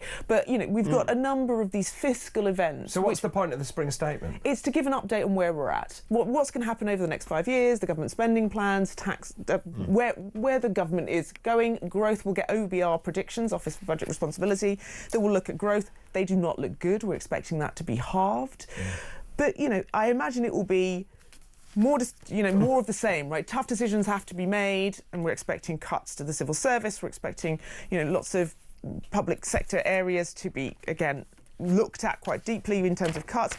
Is it austerity Mark II? No. Apparently, if you're Conservative, austerity is a choice. If you're Labour, it's a necessity. I don't know what it is, but it's not a choice. So anyway, it looks like austerity Mark II in any other name. But yes, it's just an update. So I think she'll try and position it as steady as we go. Tough decisions have to be made. This is where we're at. I think there'll be a lot of emphasis on what's been happening globally, that's out of their control. Of course, we're going to have a lot of blame on the last 14 years of Conservative government. But come on, you've been in 8 months. Look, this is what I imagine will happen. Sorry, it's a riposte. I know, exactly. We're a lot of, it's the right thing to do, which I think is my favourite. 22 billion hole. So nobody's expecting anything major, I think, unless you are, you know, one of hundreds of thousands of civil servants who are thinking, is my job going to be safe? And government departments, particularly, as we said, in HR, marketing, all those sorts of things, so that they can protect frontline staff. Unfortunately, frontline staff do need backroom staff as well to keep them supported, but, you know, some would argue that needs to be looked at. But I don't think. What I do think is come October, when we do have the budget, that's when we might have some changes. So I don't know, but I think that, you know, we will probably not get any... She said we won't get any tax rises. Will we get an extension, for example, of the freezing of the threshold? 100%. Which I think is a... What did I say? 7 million people have been dragged into the higher... Stealth tax by any other... It's the worst sort of stealth tax. But enough tax rises are coming in April that are going to have a big impact anyway, as we know. But you see, so this whole national insurance contributions, the employer national insurance contributions, I think at best is disingenuous, at worst was lying. And I think the other thing that underpins any economic growth is confidence. And right now, the SMEs are not confident. Big business is not confident. They have no idea what's going to happen next. And so how do you plan long term? Well, look, I mean, it's very difficult to plan long term, but you still do it, and that's why we keep hearing about all this fiscal headroom and stuff. This is all the calculations worked out long term. They need a plan. They need to work it out, but they need to bear in mind that we're living in a world now which is very volatile, I would put it that way. But actually saying all of this, and I will try and posit something a little bit more optimistic.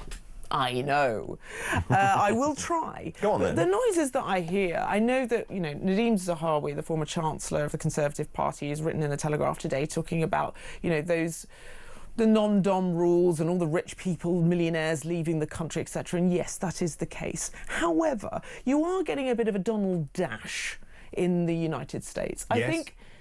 I think we're not... So you're saying all the rich people from the States are going to come over here? I don't know that that's the case, but I think if you're looking around, I know it feels, and I'm sort of saying this as, come on everybody, a rallying cry. I know it does feel very miserable. Yeah, it does. It does, right? Yes. Especially when you're in it.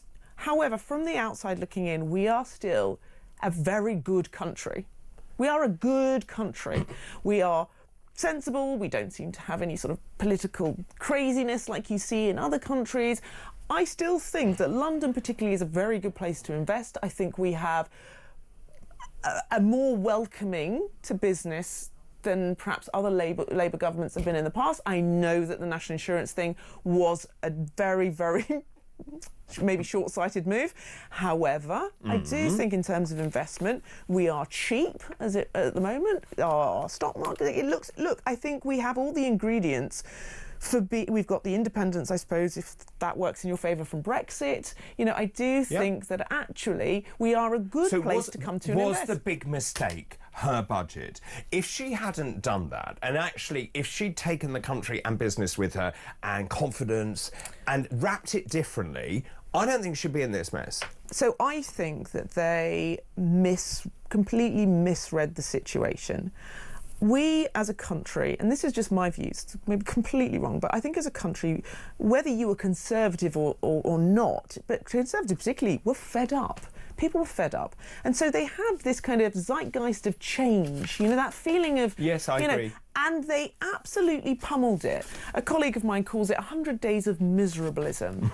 And we know that markets are what we look to get investment into the country. Before anyone goes, oh, markets are dictating what we do as policy decisions. Yes, to a certain extent they do. But we want to attract investors into this country. And all they did was talk down, down, down. And they didn't need to.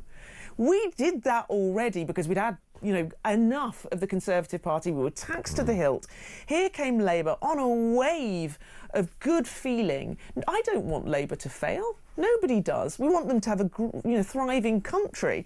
What they did is, on the back of that, they went, right, I'm going to self-impose these rules because I want to be seen as fiscally responsible, because we are, you know, Labour has a reputation of not being seen that way, and actually at the moment they're losing in the polls to the Conservatives. But I think that that's what they wanted to do. They wanted to show markets, we are serious, we're here for business, but we've got this awful black hole from the Conservatives that we need to fill. But they also had pressure from the trades unions with which to up wages, etc. But they've increased it to 40 billion. What I would have done if I was her, say, it's too soon to have a budget. We'll have a statement, we might make a few changes. I will make the budget in spring, when we've had a really good look at the situation. I don't think anyone would have had a problem with that.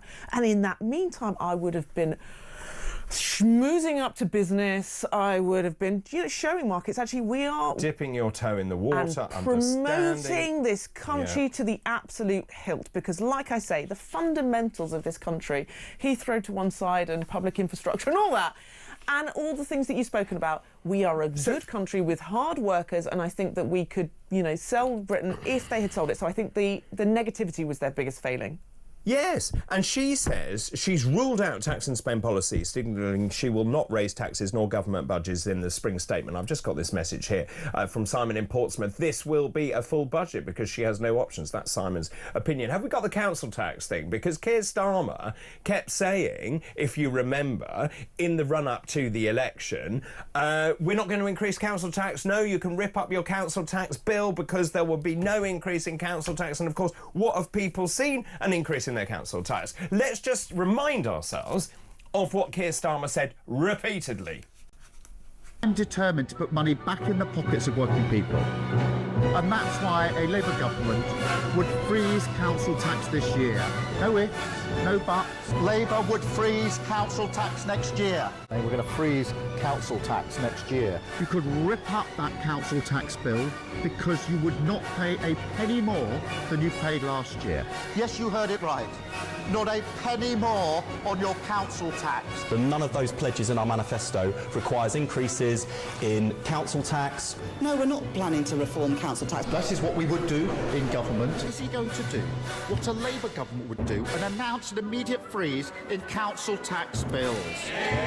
We're often asked the question, when you criticise the government, what would you do? Well, we're saying what we would do. We would freeze council tax.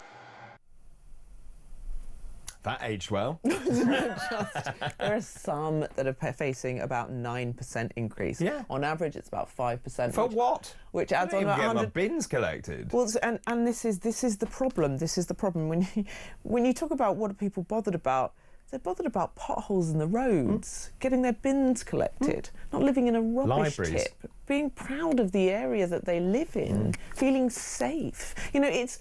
Yes, all these grandiose sort of investment projects and stuff, but actually mostly people just don't want a stinky bin by their door. And this is the point I'm trying to make here is that when Rachel Reeves says, I will not tax and spend, I'm not sure I believe her.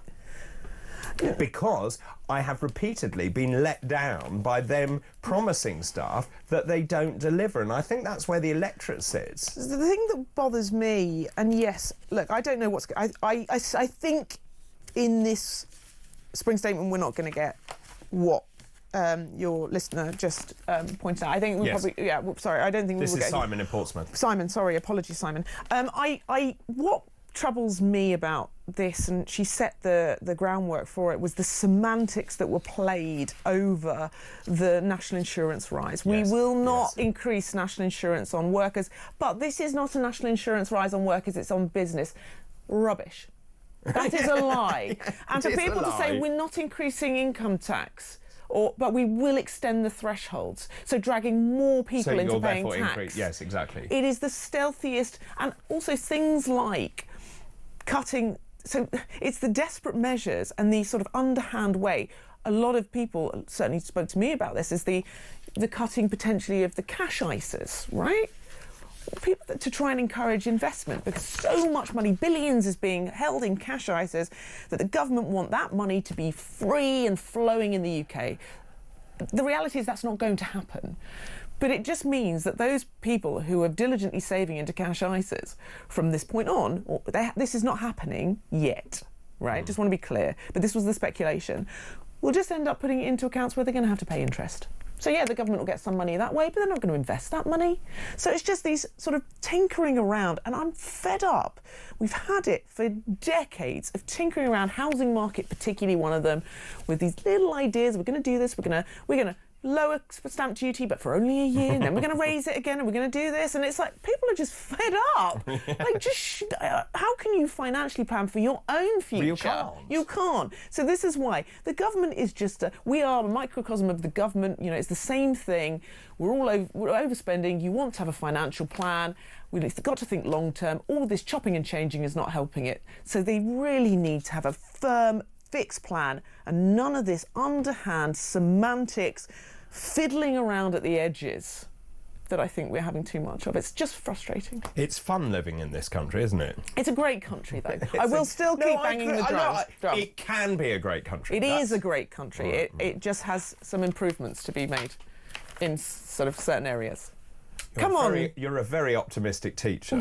That's what you mark in the margin. I've had too much coffee this morning. You have had too much coffee. Georgie, thanks for the moment. After the break, I want to talk more about COVID, because it's 5 years to the day since Boris Johnson announced that first COVID lockdown. That seems extraordinary to me. Have we learned any lessons? Well, according to the Observer this morning, we haven't learned any lessons at all. Just in terms of our preparedness, what we would do differently, what have we learned in terms of social isolation, the way that we locked kids down, the way we locked elderly people down, how we allowed elderly people to die without seeing their relatives. As Georgie said, people couldn't go to funerals. I mean, the way we treated people was absolutely barbaric. I want to talk about that.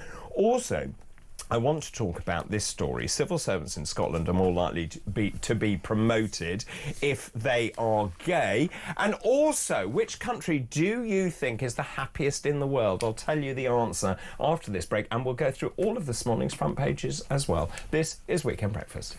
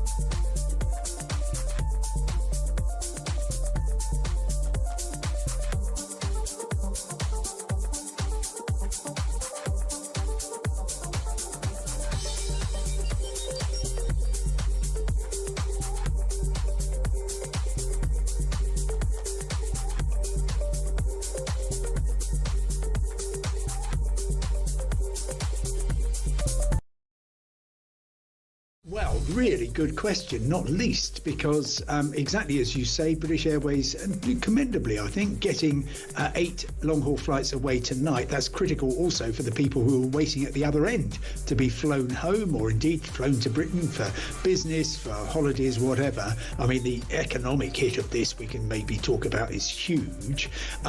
But Thomas Walby, the chief executive of Heathrow, almost said, nothing to see here, we're back to normal tomorrow. You won't be. It was plainly obvious.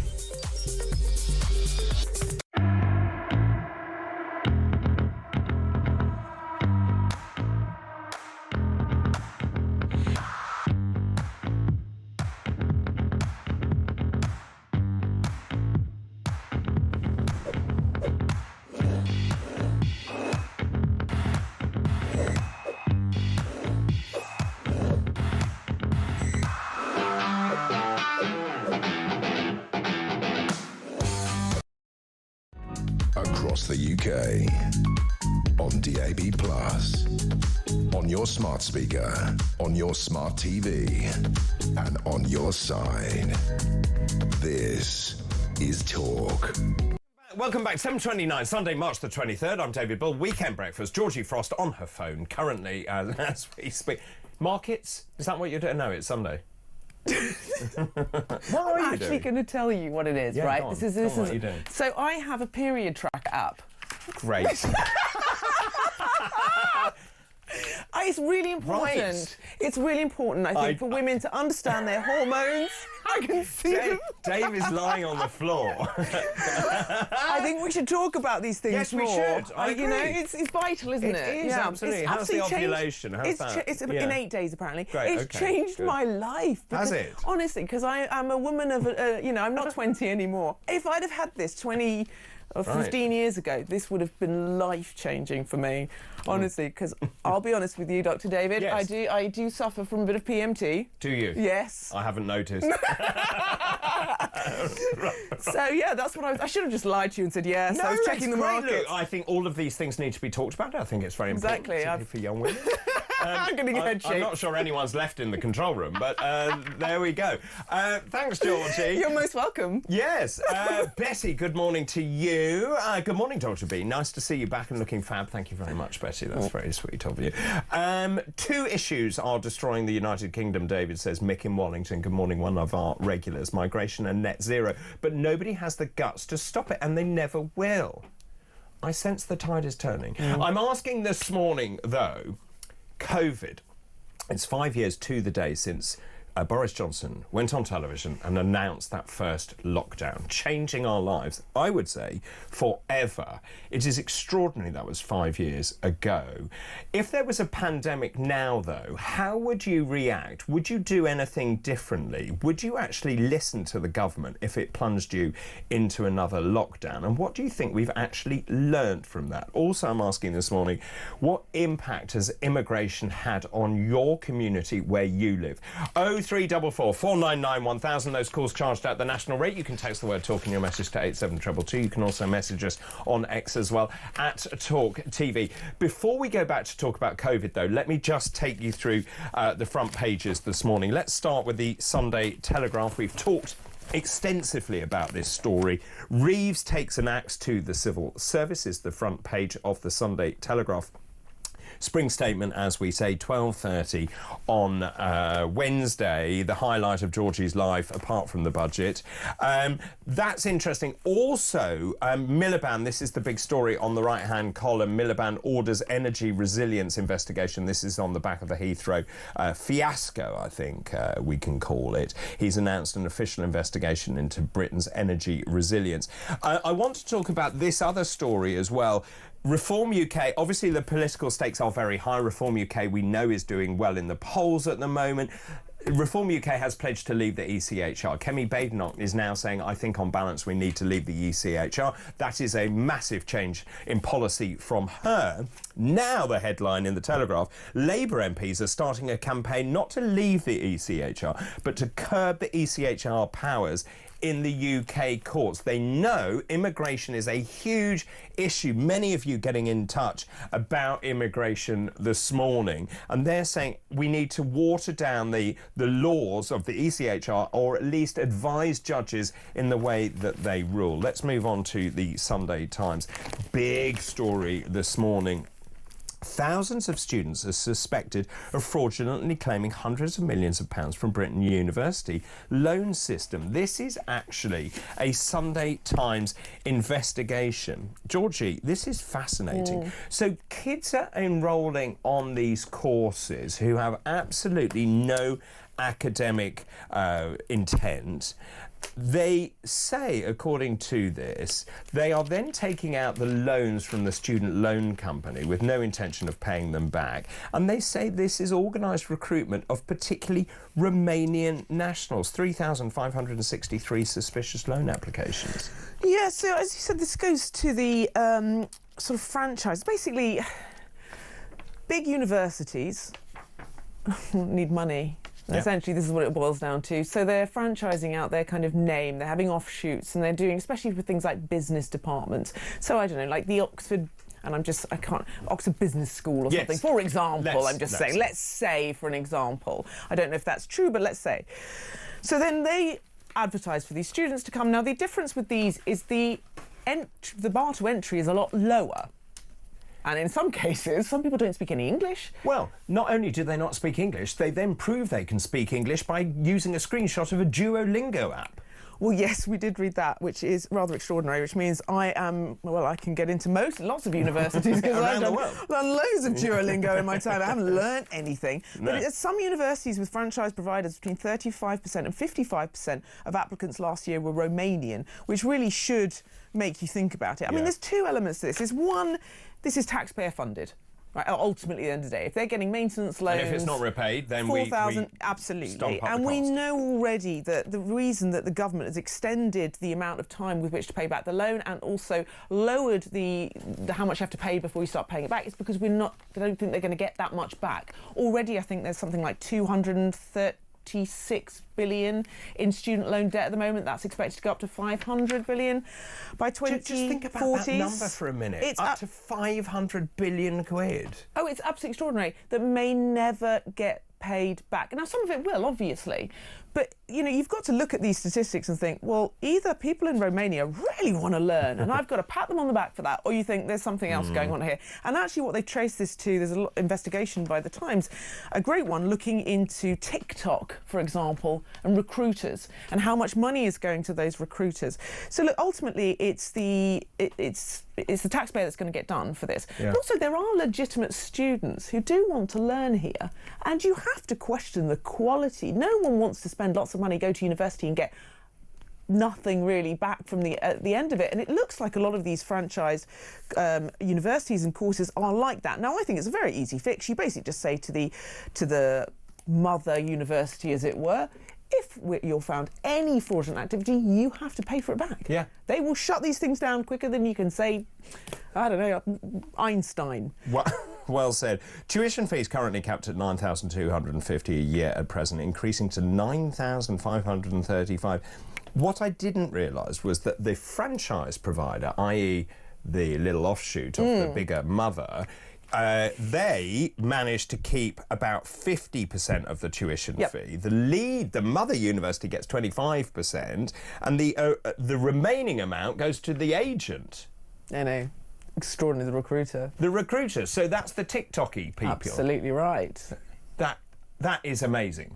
So that cannot be right. It's horrific. It's horrendous. Why on earth is their money going that way? Why do we need recruiters? Well, quite, because they need the money. They need to. So let's lose that. Well, they need to advertise around the world, presumably, because that's where the money comes from. You know, and this is what they're talking about. Because actually, a lot of these. I just think that a great investigation by The Times. We need more of this sort of journalism because we need to look at really what's going on underneath all of this, because this is, as we say at the end of the day, taxpayer money, but also, as I say, students going on these awful courses. Some of them may be great, right? I want to point that out. They may be, I don't know. But looking at some of this investigation, I would like to sort of, if we don't know what's going on at these universities, then we should find out, because students shouldn't be getting a really poor education. And we shouldn't have to pay for this. Well said. Heathrow boss went to bed as the fire burnt Heathrow, or at least in that substation. Front page of the Sunday Express this morning. We've been talking about this extensively this morning. The asylum crisis is wrecking our communities. I've seen this in my local area. I've seen hotels stuffed full of asylum seekers. I've seen the decimation of the high street. I've seen young men, particularly young men, loitering. In fact, when I was campaigning up in Boston, I saw all these young men all over the place in the market square. And lots of people didn't feel very safe going out. Front page of The Observer. This is great news, Georgie, for your great country that you're talking about and espousing. All families are going to be worse off by 2030 as poor bear the brunt. Living standards for UK families are set to fall by 2030. Those on the lowest incomes declining twice as fast as middle and high earners, according to new data, raising serious questions about Keir Starmer's pledge to make working people better off. Obviously, the spring statement is on Wednesday. Front page of The Mirror, now name my son's killers. This is Stephen Lawrence's dad. He's urged one of the son's killers to name the rest of the gang that murdered him. This is after David Norris, 48, finally admitted being involved in Britain's most notorious racist murder. 6 men killed Stephen, who was just 18, as we remember. Norris is just one of 2 jailed for the 1993 stabbing. It's extraordinary, isn't it? It is. The Mail, Met's craven surrender to the BLM mob. This is really interesting, actually. Police chiefs have been accused of capitulating to a Black Lives Matter mob by pulling armed officers away from the gates of Downing Street at the height of violent protests. Senior officers put the security of Number 10 in jeopardy by their reckless order, says critics who accuse Scotland Yard of appeasing the hostile rabble. I mean, this is a fascinating article, actually, if you get time to read it. I mean, it's very worth investigating, because we've seen some parallels with some of the sort of protests that have happened over Palestine and that sort of thing, and there's this two-tier policing. Now, whether this is the case or not, I don't know. We need to look into it certainly more, because people are at risk. Basically. Well said, well said. Sunday people, fury at Kemi's council tax claim. I'm not sure that this is the story that they're making it out to be, but anyway, Kemi Badenoch is billing the taxpayer more than £400 a month in council tax for a swanky second home. They're going to have a second home, but anyway. The Tory leader has a pad in London, fine. She rents a huge 6-bedroom farmhouse in her Essex constituency, right. Her country retreat is so posh it's in the highest council tax band, containing the country's 200,000 most expensive homes. But to be honest, so many homes are in the most expensive band, particularly in the country. But anyway, I'm not sure this is the story they're making it out to be. Annoys me is you should not profit from it. I agree with that. So is she profiting? Well, is she not renting out her big country barn or whatever it was? Well, not according to this. Oh, I thought you said she was renting out. No. So she's got a pad in London when she's in Westminster business, and she's got a place in Essex. Then that's fine. Yeah, right. I thought you said she was renting it out. No, not at all. I was like, but that's not allowed. You could. I mean, her Essex. The controversy, I think, is it's only 50 miles out of London, so she's on the cusp of it. But she's still. You have to work at the weekend in your constituency. I mean, I'm not. Do we want her to get on the train at ridiculous o'clock in the morning and go? Exactly. She needs her sleep too. This is a much bigger story. Front page of the Daily Star. Horror story. Grab the earplugs. 1 million Brits snore so loudly they wake the people next door. Next door in the next door house. Oh, goodness me. The snorers hit noise levels that you would expect at a rock concert. Turn to page 7. Yes, a shocking 1.3 million of us make so much racket we snooze. We are loud as a pneumatic drill. Why do we snore, Doctor? Well, that's a good point. It is resonance of all the structures in your glottis and your epiglottis. So, as people get fatter... Yes. And they get laxity of their soft tissue structures, they move more. Right. And you see it when people are drunk, don't you? Yeah. They lie on their back and they snore. Right, got it. Okay. It's interesting, actually. So basically lose weight is what you're saying? Yeah. Right. And of course you're sitting on your back, so therefore, and also age plays. Thank you very much for that. No. That's a horse. Also, I was just thinking actually, someone posted today the ration book from the Second World War, and I was just looking how little people ate in the war, and of course it was a very balanced diet. But you didn't have the problems that we see today, do we? No, we do not. I will leave that there before I get attacked. Why? Because I'm just saying that people's healthy living isn't that healthy. I think we'd all probably agree with that. We need to get out more. Get out more, eat less, and eat better, more whole food, do we not? All of us could probably do that. Well said, Dr. Georgie. I know. My mum was a doctor, which I think by proxy makes me medically qualified. I would agree totally. Yeah, right? Yeah, brilliant. The time is 7:43. This is Weekend Breakfast. Good morning.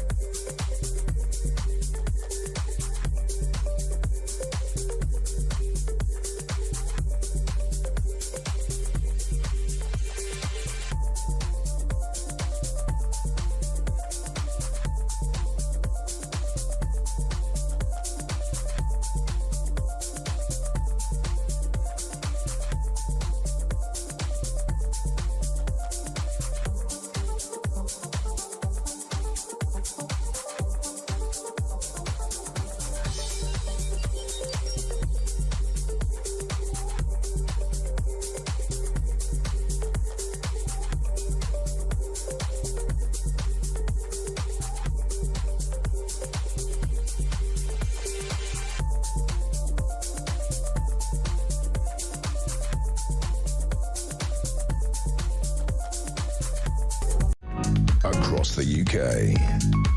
On DAB+, on your smart speaker, on your smart TV, and on your side. This is Talk. Welcome back. This is Talk 7:45 Sunday, March the 23rd. I'm with Georgie Frost. We're talking about, amongst other things actually, COVID. Amazingly, 5 years ago to this very day was the day that Boris Johnson announced that COVID lockdown. What have we learned? Well, I'm not sure we've learnt very much, and that is what the Observer is saying this morning, saying we really haven't learnt the lessons of COVID, and particularly with regards, if you remember, just the lockdowns and the mask wearing that went on. And this is the headline this morning. We have forgotten the lessons of COVID. Key scientific lessons learned during the COVID-19 pandemic have been forgotten, according to UK scientists. The decision, of course, for lockdown was to stop the NHS hospitals being swamped, but there is no evidence that the health service would be any better prepared today should another lethal virus appear in the near future. As we know, the NHS wasn't in a position to actually deal with the influx of patients. It's still not in any position to deal with the influx of patients. Also, no one really understands actually what happened to the psychology of people in this country and what we did to young people, particularly in terms of their social skills. I'm very angry about all of this.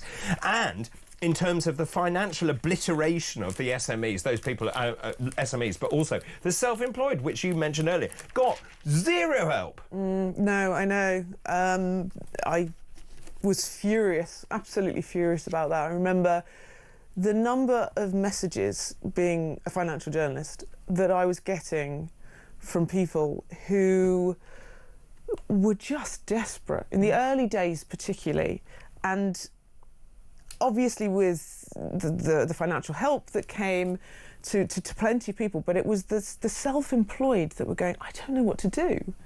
You know, everything they got was a loan that they'd have to pay back.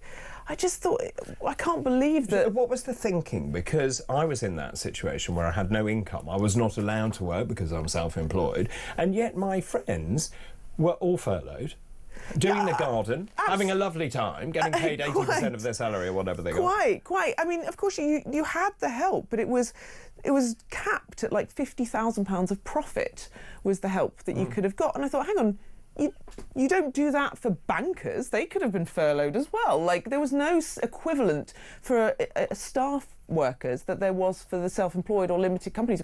Some of them got absolutely nothing. And it was just, it was an incredibly stressful and sad time for, I think, a lot of people who went through that. And I keep hearing it, that same phrase, you know, small to medium businesses are the lifeblood of this economy. How many times have you heard that? And yet, where was the help during that time? I think as a nation, just generally thinking about COVID, I don't think we've really talked about it anywhere near enough. When you think about the psychological impact of all of those things, you know, it wasn't just financial, that was huge for many people. You know, the health concerns, the isolation. I mean, we'd already heard before lockdown happened that, you know, loneliness was a bigger killer than obesity. And now we're having self-enforced loneliness. What damage that's done to, you know, we're having a whole host of mental health problems now. You're talking about the sickness benefit bill, which is enormous and largely because of a huge number of people that are out of work. That's increased, I think, by a third benefit claims. I mean, one, it's easier to get benefits for disability now than it used to be without being seen. But, you know, you have to take a look at what has been the reason. I wonder if some of it is, you know, this working from home, increased working from home is isolation, people then, you know, not wanting to get back into the workplace, and therefore that, I don't know, and I think this is something that we really need to look at and talk about as a nation. And the inquiry we had, I think, was just so limited, and it needs to be so much broader, and we need to look at the sort of genuine impact of what's happened on so many psychologically, economically, but we haven't. And we haven't sorted out the care system. If you remember, people were discharged from hospital without testing them for COVID. They went into care homes, and that was what caused all of the pandemonium in the care homes. But those sorts of things are surely easy fixes. We now know, test them, etc. But we knew that then. Easy lesson learned. The thing about the mental health problems... Yeah, I'd agree with that. The disability, all of those things, I think, are not quite so binary and therefore much more difficult to work out how you would fix that in the future. We need to fix it now. Of course we do. I have to go to a break. After the break, I want to talk about COVID, but slightly differently, in that many people changed their whole way of life, so that they moved to the countryside, for example. They decided they could work at home. Now, many businesses, as you know, are saying you can't work at home anymore, you need to come in. Well, what happens if you've moved 2 hours out of London, for example, if you work in London? Also, many people are leaving this country, even your great country, which you are determined to make great, are leaving for other countries. And also, I'd like to tell you which is the happiest country for the 8th year in the world. I'll tell you all of that after this break.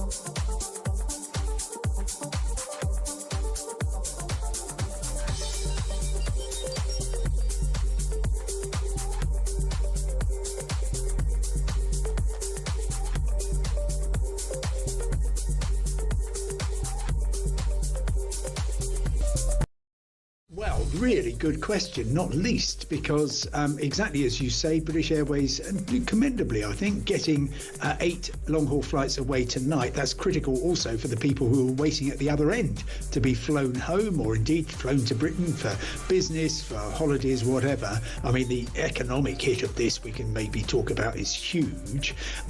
But Thomas Walby, the chief executive of Heathrow, almost said, nothing to see here, we're back to normal tomorrow. You won't be. It was plainly obvious.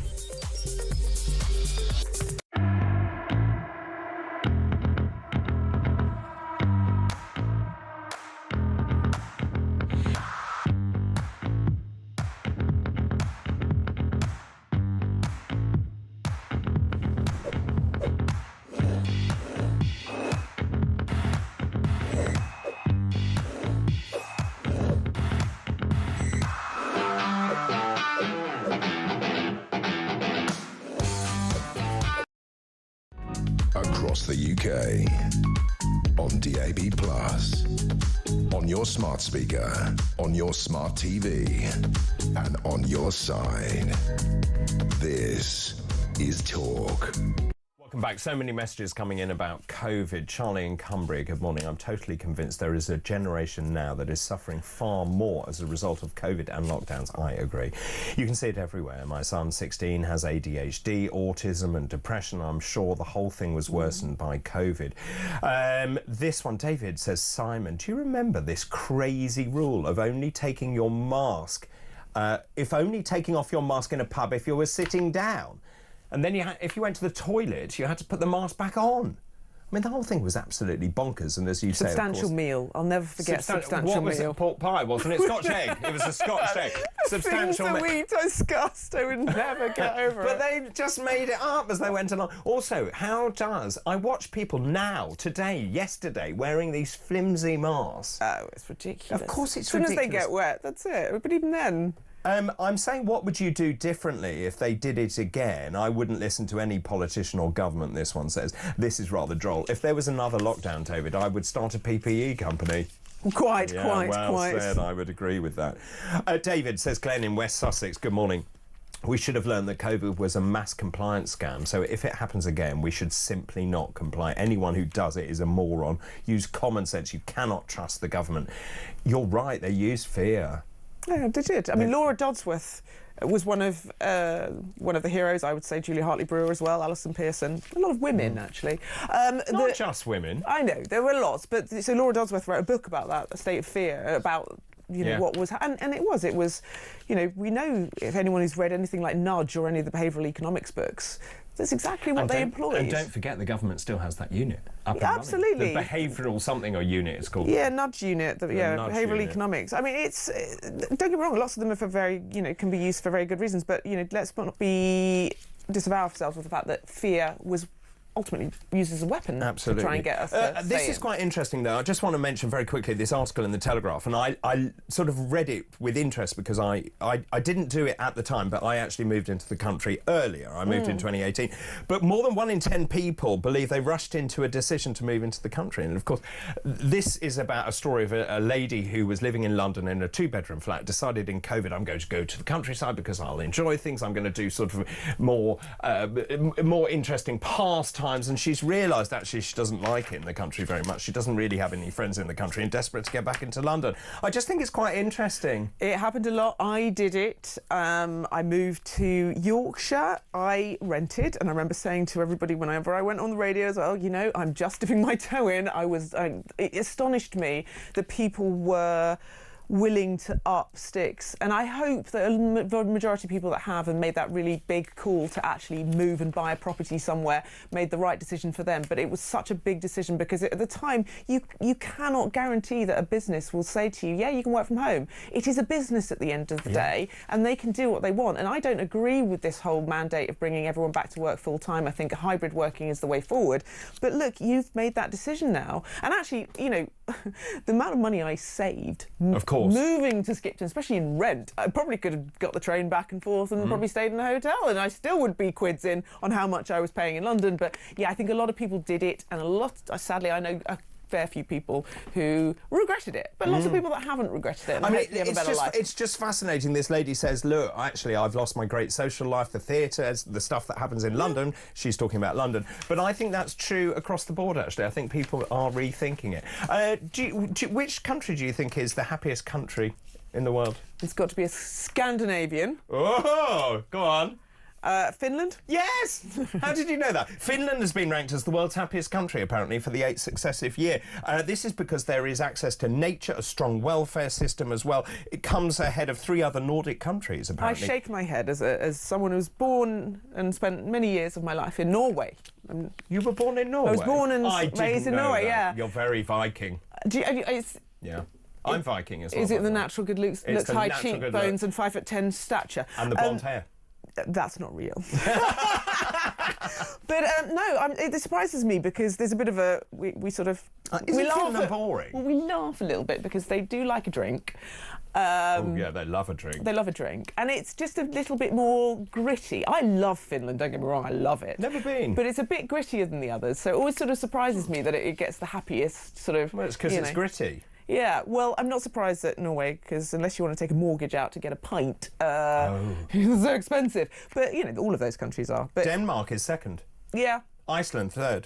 Yeah. Sweden 4th. But also the weather as well. And I was born in January, so whenever I go back, tend to go back for my birthday time, and it's just miserable. The weather is miserable. I don't know how you can be happy with that sort of weather. And very quickly, I don't like the cold either. Best place to live in the United Kingdom, where do you think that is? I read this the other day. I don't know, but Walthamstow came quite high, which made me laugh. Yes, it did. Walthamstow is the best place in London, apparently, but the best place in England is... I don't know. Saffron Walden. Oh, where's that? Saffron Walden, Essex. Oh, yes, South of Cambridge, Essex, actually. Yes. There you go. So now you know where to live. Georgie, thank you ever so much for being with me this morning. That 2 hours flew by, didn't it, just? Yeah. Yeah. Well, you go off and you check your whatever you're checking. My period app, yeah. You do that. Thank you very much for your time and for your company this morning. Lots more still to come on the programme this morning. We're going to be talking about the latest political story of the day. I'll be talking to Vincent Moss. That's coming up after this break.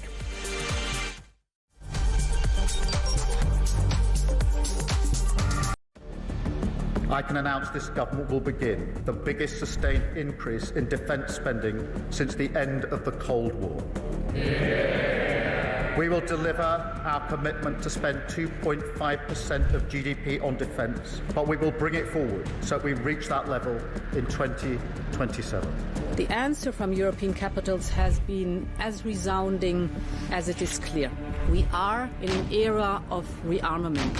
To respond to the short-term urgency to act and to support Ukraine, but also to address the long-term need to take on more responsibility for our own European security. On Saturday, we also agreed a new £2.2 billion loan for Ukraine, backed not by the British taxpayer, but by the profits from frozen Russian assets.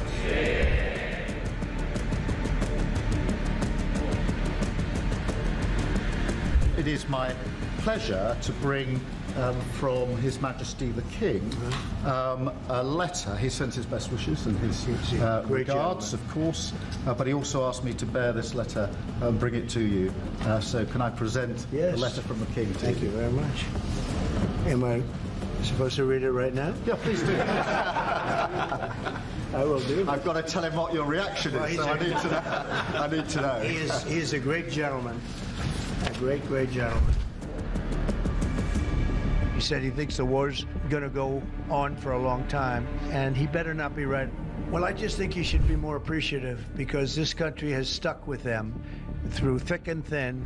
We've given them much more than Europe, and Europe should have given more than us, because as you know, that's right there, that's the border. What kind of diplomacy, JD, you are speaking about? What do you mean? I'm talking about the kind of diplomacy that's going to end the destruction of your country. Yes, but if you Mr. are not Mr. President, with respect, I think it's disrespectful for you to come into the Oval Office and try to litigate this in front of the American media. You're gambling with the lives of millions of people.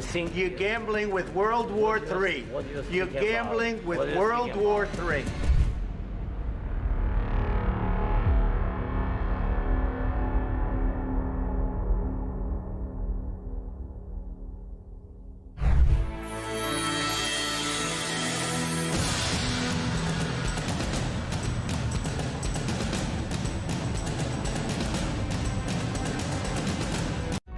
Across the UK, on DAB+, on your smart speaker, on your smart TV, and on your side.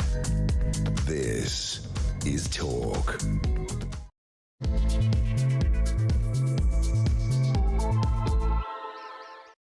Hello, a very good morning to you. It's just after 8 o'clock.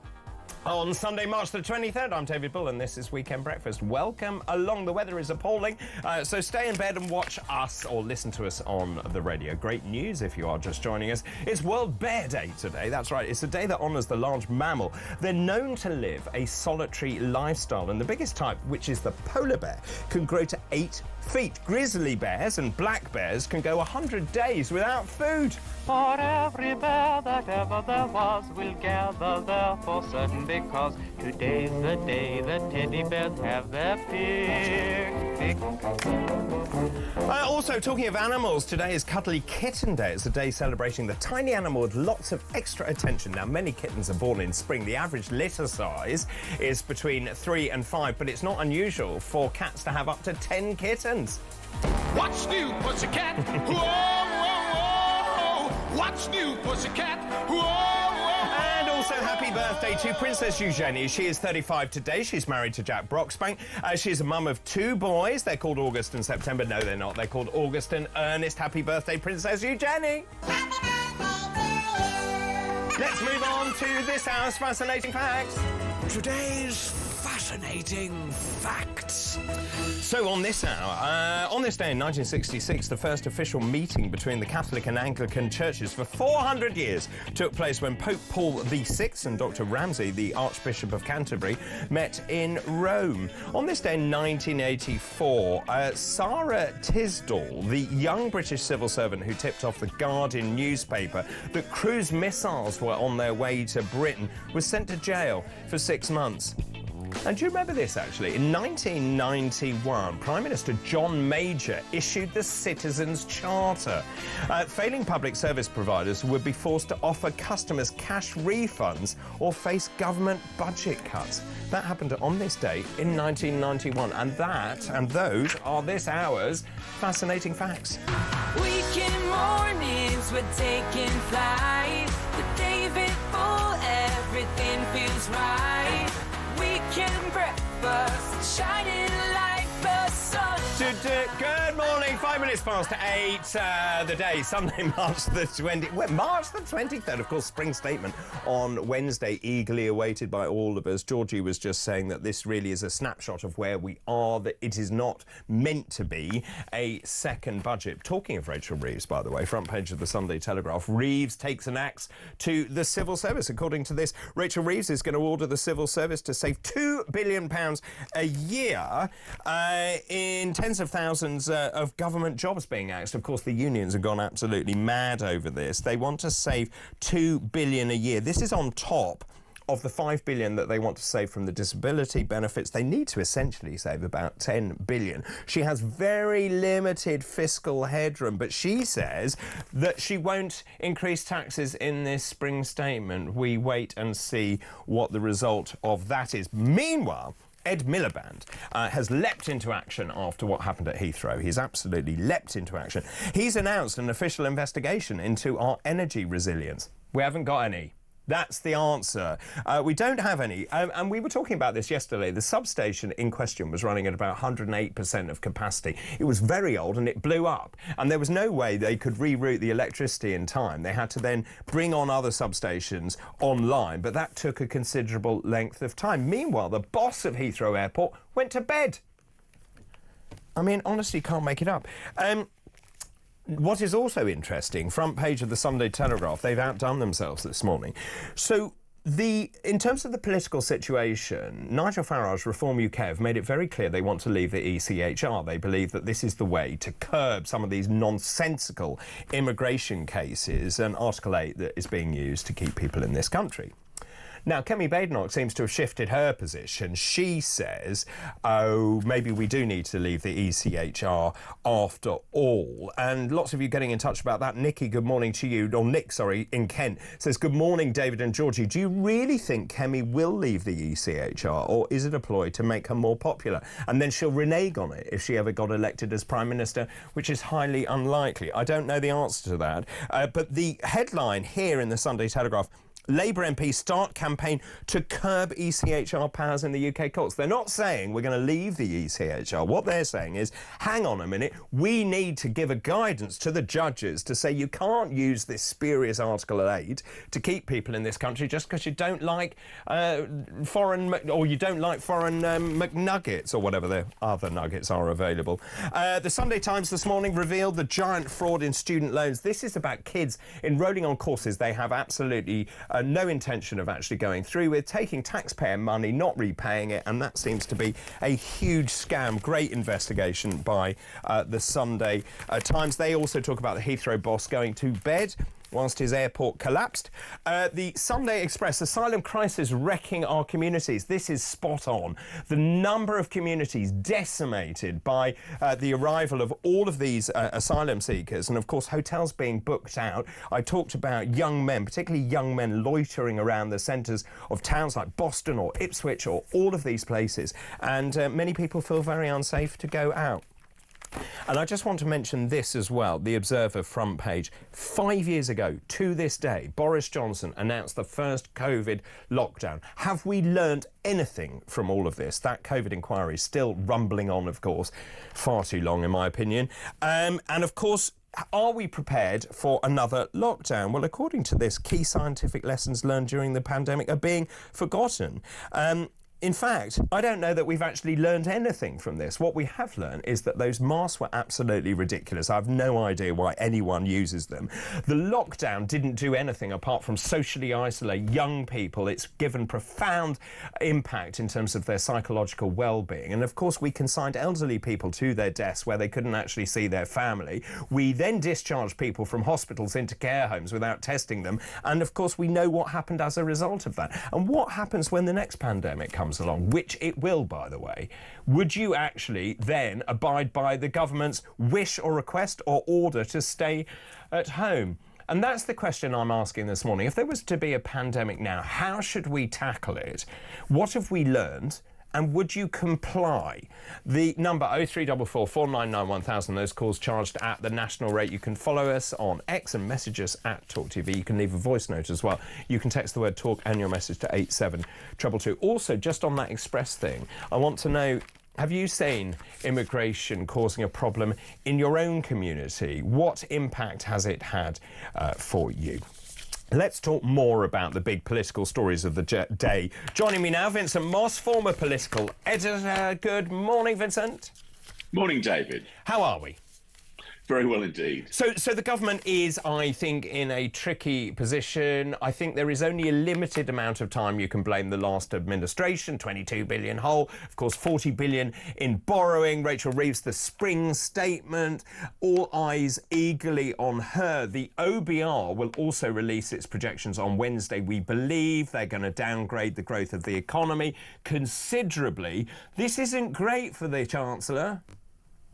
No, it's pretty bleak, and the front pages and all the main stories reflect that. I mean, the fiscal headroom that she thought she had, £10 billion, pretty much wiped out by low growth, nothing left. So hence she's had to raise the £5 billion last week in getting rid of certain people's entitlement to PIPs and disability benefits. And the stories today are suggesting where the rest of that money might come from. And it looks like the Chancellor's got her eyes on the pen pushers in Whitehall. There's I think it's 500,000 of them, up 100,000 since COVID, and she's looking to save £2 billion there. Half a million people in the civil service. I mean, it's far too many.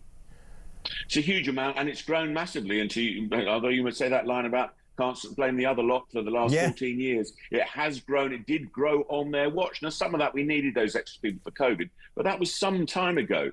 So there's a massive amount of people there, 100,000 extra since COVID, about 514,000. Obviously, the unions are very worried because it could mean tens of thousands of job losses. But in terms of if you've got to make savings, and probably one of the least unpopular moves could be cutting the size of the state. Sounds very much like a Conservative policy, actually, but this is a Labour policy, and the Chancellor desperately needs to do this because she's got to find and restore that £10 billion of fiscal headroom, because she's already promised she won't be raising taxes in this spring statement. Well, so she says.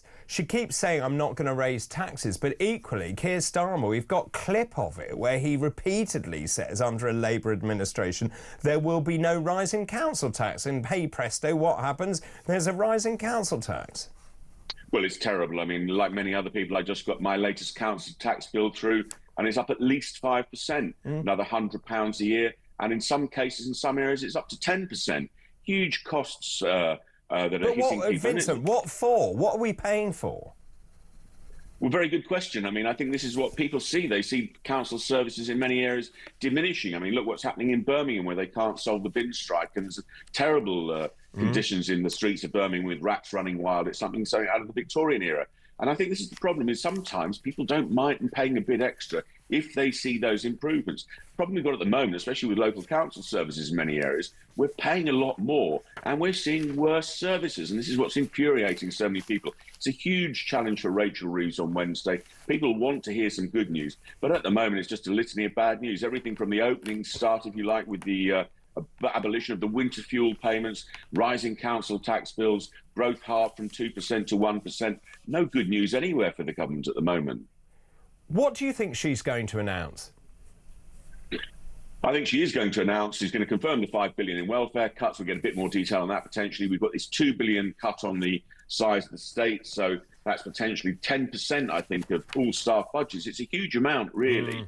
But I think what she will want to do, and there's a bit of pitch rolling here, laying some negative news, she'll want to paint a picture of some positivity down the track, because there's none of that at the moment. And I think this is, if you like, a little bit of preparing the ground about the bleak news. She's going to want to say something positive on Wednesday. I'm not quite sure what that is, though. Well, I was going to say, what is it? There isn't any.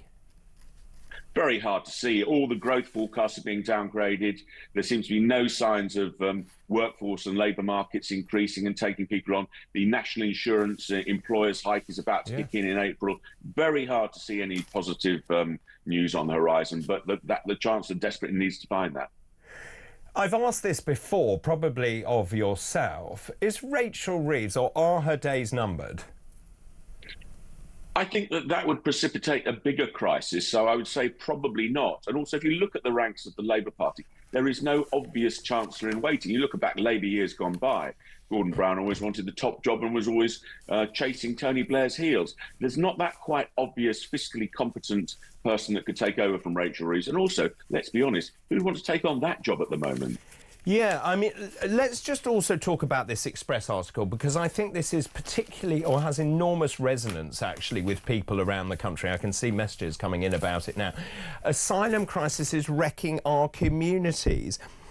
More than 28,000 people have come to the UK via small boats since the election. There's a devastating impact on communities across the country. This has been revealed by the Express.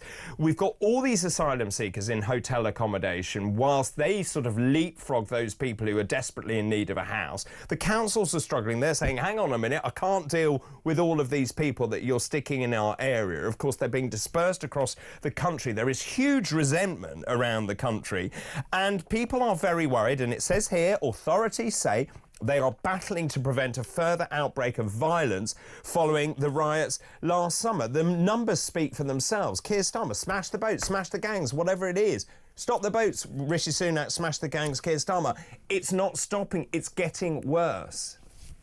Oh, very much so. I mean, I think the Express is talking about the number of asylum seekers in hotels is up to 38,000, up from 29,000 when Labour came in. And the number of small boats coming across the Channel is 28,000 since Labour came in again. £4.7 billion being spent by the Home Office on asylum seekers. And bear in mind also, by the way, our prisons are at 99% capacity at the moment. So if there is a risk of any disorder this summer, they're already looking at using police cells again to put people in because there's no prison capacity. I think one thing that people are worried about and they see in their local communities is they see largely groups of men hanging around. I just wonder whether one option would be to get them involved in some kind of community work where they're litter picking or doing something, so they're at least seen to be doing something in return for the rather sort of generous accommodation and other things that they get. At the moment, people just see a lot of largely groups of young men hanging around and not doing anything, and that's not a good look either for the asylum seekers who are here or for the local communities who feel that their lives are being torn up because of these large influx of people who are being given free accommodation. And just in terms of that, I think Keir Starmer has a major problem here because, of course, they ditched Rwanda. That was the beginning. They're now talking about having another kind of another solution to it, so that if you are turned down for asylum, you're then deported. That's the idea, whether it's to the Balkans or wherever it is. I mean, is this because the government actually doesn't really have a concerted plan? I think it's a problem that they can't solve, and it was always going to be very hard for them to solve. That's why, as you rightly highlight, I think last week there were rumours that failed asylum seekers could be pushed out from the UK to Albania or something like that. But of course, the problem is most asylum applications are approved. That's not really the issue in many ways. And Labour is improving things in terms of processing. It has got deportations up in a separate area up to record levels. But this is still a problem where, as the weather gets better, there's no sign of small boats not coming over until the lure of the UK, as the French are always highlighting, is diminished in some way in terms of what you can get when you come here. This is going to be an ongoing problem, and I'm not sure the government is anywhere near finding a solution any more than the last Conservative regime was. And this leads nicely, actually, to the front page of the Sunday Telegraph. Now, we know that Reform UK is doing very well, 200,000 members. Nigel Farage has been very clear, as has Reform UK, to leave the ECHR is a core flagship policy for Reform UK. Now, Kemi Badenoch has changed her tune. She's now saying, having said she wasn't going to leave the ECHR, she's now saying, well, probably we might need to. This is interesting, though, because Labour MPs have started a campaign to curb the ECHR powers in the UK courts. They're urging the Prime Minister to sort out this Article 8, the interpretation of the ECHR rulings by UK judges. So not leaving the ECHR, but giving guidance to judges to say what is appropriate and what isn't appropriate. Do they sense there is real trouble coming down the track? Oh, very much so. Those MPs in the Northern Wall seats that are very much Reform targets, Reform was in second place, and I think in almost 100 of those seats. and with council elections coming up, is expected to do very well. There's a huge threat, and MPs like the Hartlepool MP, Jonathan Brash, are saying not that Labour should be looking at leaving the ECHR, but changing the guidelines. So that case you highlight about the Albanian who said that he couldn't leave because his child didn't like foreign chicken nuggets, and there were other bizarre cases. They want advice to judges that mitigates against this Article 8 family life rule, so that these cases that are ranked ridiculous and annoy so many people are dealt with. But it is a serious reflection about how worried Labour is about the march, if you like, of reform in particularly those Northern Wall seats. But Keir Starmer is a technocrat, isn't he? Do you see him doing that? No, I don't see him doing any significant changes on that. The key, really, is addressing the small boats and crisis and the asylum seekers and hotels, which Labour is trying to do, but with limited success. And I think until it resolves that, if it resolves that problem, if you like, the ECHR issue goes away to a large extent. So it's putting all its eggs into that basket. And it's making some headway in certain areas in terms of processing the backlog of claims. But at the end of the day, it is not stopping the huge amount of people coming across in small boats. And until he resolves that problem, it's very, very hard to see how Labour has a fighting chance at the next general election, albeit 4 or more years away. Can I just ask you, and it would be remiss of me not to talk about this, which is the argument, the ongoing feud within Reform UK between Nigel Farage and Rupert Lowe. Reform UK leader Nigel Farage, according to this article put on a brave face this week, he tries to put the row with him and Rupert Lowe behind him. When you look at the polls, that doesn't seem to have any reflection in the polls. In fact, when you look at Find Out Now poll, Reform UK leading that poll at 27%. How damaging is this argument, do you think, for Reform UK? Well, does it change the mind of many voters about whether they vote Reform or not? Probably not. When there was a survey done recently about Rupert Lowe's recognition, although he's extremely popular among certain part of the Reform Party, and he's got an awful lot of popular views and popular policies in some areas, he's not that well known among the general public. It's a damaging row in many cases, but it is an internal issue. Many people are disenfranchised with the two main parties, so they are still looking at voting reform. And it'd be very interesting to see the acid test in these upcoming council elections and also the by-election that's happening where Mike Amesbury's had to stand down because of his conviction over hitting that chap. So I think it's a problem, but Nigel Farage made clear there's no way back for Rupert Lowe. So there's an interesting story, as you highlight in The Sun, about the Tories are looking to woo him. Not sure how much truth there is in that. Fascinating, potentially, if true. But it doesn't look as though it's particularly well sourced. And of course, at the end of the day, there are serious allegations against Rupert Lowe that I'm sure he very much denies. But at the moment, there's a police investigation going on. So it's a domestic and messy internal reform row. Not one that seems to be hitting their chances. Well, I mean, it's interesting. According to this is the BBC reporting, 12 interim chairs of local Reform UK branches have resigned. They talk about Maria Botel, who is a councillor of East Riding of Yorkshire Council. She said she felt abandoned in her role. Howard Cox, who quit on free speech grounds. Nigel Farage says, look, you know, as the party grows, and Zia Youssef has said this, we need to make sure that all our candidates are vetted properly, and they've brought some sort of structure to the party. Is this also an internal problem, or does this have wider ramifications? Well, I think Nigel Farage is right. That is part of the growing pains of the party. And also they want to trim to a point where Nigel Farage and many reform people believe they could run the country and he could be Prime Minister. Now, that means ensuring that some of the candidates all candidates really with extreme and unpopular and dangerous views are vetted and kicked out, as Nigel Farage has been doing. But it also probably means some trimming in policy areas. So some of the more egregious policies and the policies that are too controversial drop away. Now, for some people, that's not pure reform enough. You see the same argument taking place in the Conservative Party. But I think what he's doing is trying to move the party onto a grounds where it's really electable across the country and not just, it's got 4 million votes already, let's not forget the last general election, but that's not enough to win power, which for many people in Reform Party, they believe is an achievable dream. I mean, it's quite interesting. You mentioned this article, suspended Reform MP Rupert Lowe. This is in The Sun, being in secret talks with the Conservative Party to go across to the Conservative Party. What's your reading of that? If Rupert Lowe leaves Reform and joins the Tories, having been so vociferously against the Tories, what sort of image does that portray? Well, I think that it's a typical Sunday story because I suspect he probably won't. But it goes to the heart of the big question. Labour's big hope at the moment is that Reform and the Conservatives do not unite and there is no pact, which both sides are saying will never happen. Because if there isn't, Labour has a chance of retaining power at the next election. If these two main parties of the right come to some kind of agreement, some kind of a consolidation, a bit like we probably saw unofficially with Labour and the Liberal Democrats at the last election, where they didn't fight too hard in each other's target seats.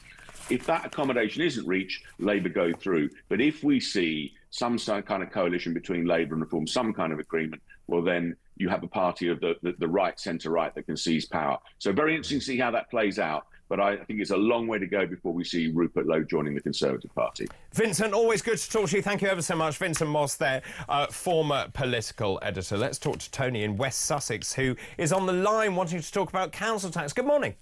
Morning, sir. Here we go. I have got in front of me a letter from my Arran Council, 10th of March, increasing my council tax from £206 a month to £221. I'm looking at it now. Is that good value for money? Well, I've emailed them 2 weeks ago and I said, one, I'm not paying this. I'll pay the original figure, but I will not pay the increase because Keir Starmer has said on at least 7 occasions during the election run-up there would be no increase. He was supported by Wes Streeting and other cabinet ministers. He was. And, yeah, Angela Rayner has taken away my chance to vote down here in West Sussex because we should have our council elections in May, but we're not going to have our council elections, so my democratic right has been taken from me. They've increased my council tax when Starmer said it wouldn't happen, so I'm not paying it, and I basically said, take me to prison if you want to. I don't really care. I'm 73. I've certainly lived more than I've got left in terms of years. And if they want the original sum, I'll pay it, but I'm not paying the increase. So can we remind ourselves, have we got the clip about the council tax? Because in the run-up to the election, Keir Starmer repeatedly, and you are absolutely right, to say that he wouldn't increase council tax. Let's just remind ourselves what Keir Starmer said repeatedly. I'm determined to put money back in the pockets of working people. And that's why a Labour government would freeze council tax this year. No ifs, no buts. Labour would freeze council tax next year. And we're going to freeze council tax next year. You could rip up that council tax bill because you would not pay a penny more than you paid last year. Yes, you heard it right.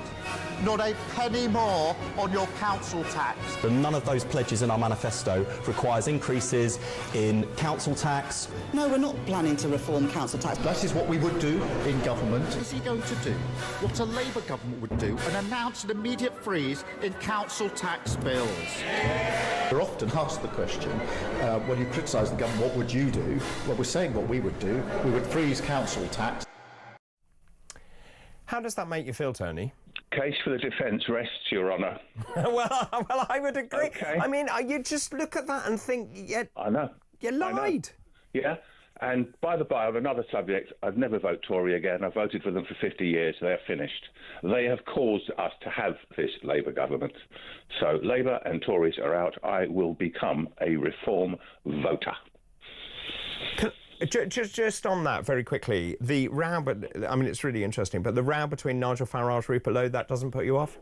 The reason Reform have become what they have become is because of Nigel Farage, Richard Tice, Ben Habib. It is nothing to do with the man who now wants to join the Conservatives. Tony, really good to talk to you. Thank you very much for your call. That's Tony there from West Sussex. I'll tell you what, let's take a break. After the break, it's our Future Politics panel. Joining us from Reform UK is the social media communication manager, Matt Stevens. Also joining him, Grace Badamosi, who is a political commentator. That's all still to come. This is Weekend Breakfast. Good morning.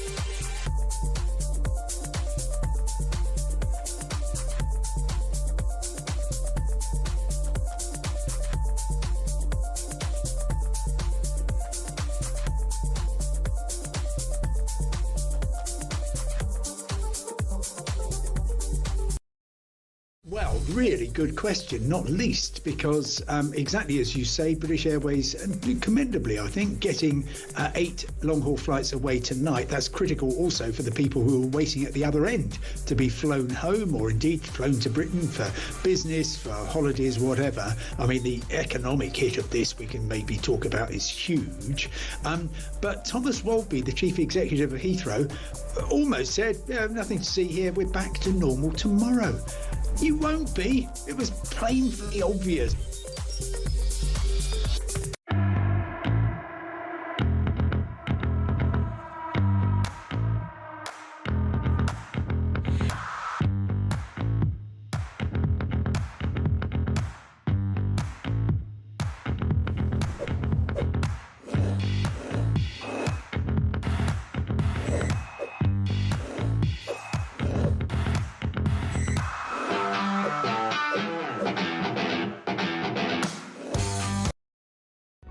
Across the UK, on DAB+, on your smart speaker, on your smart TV, and on your side.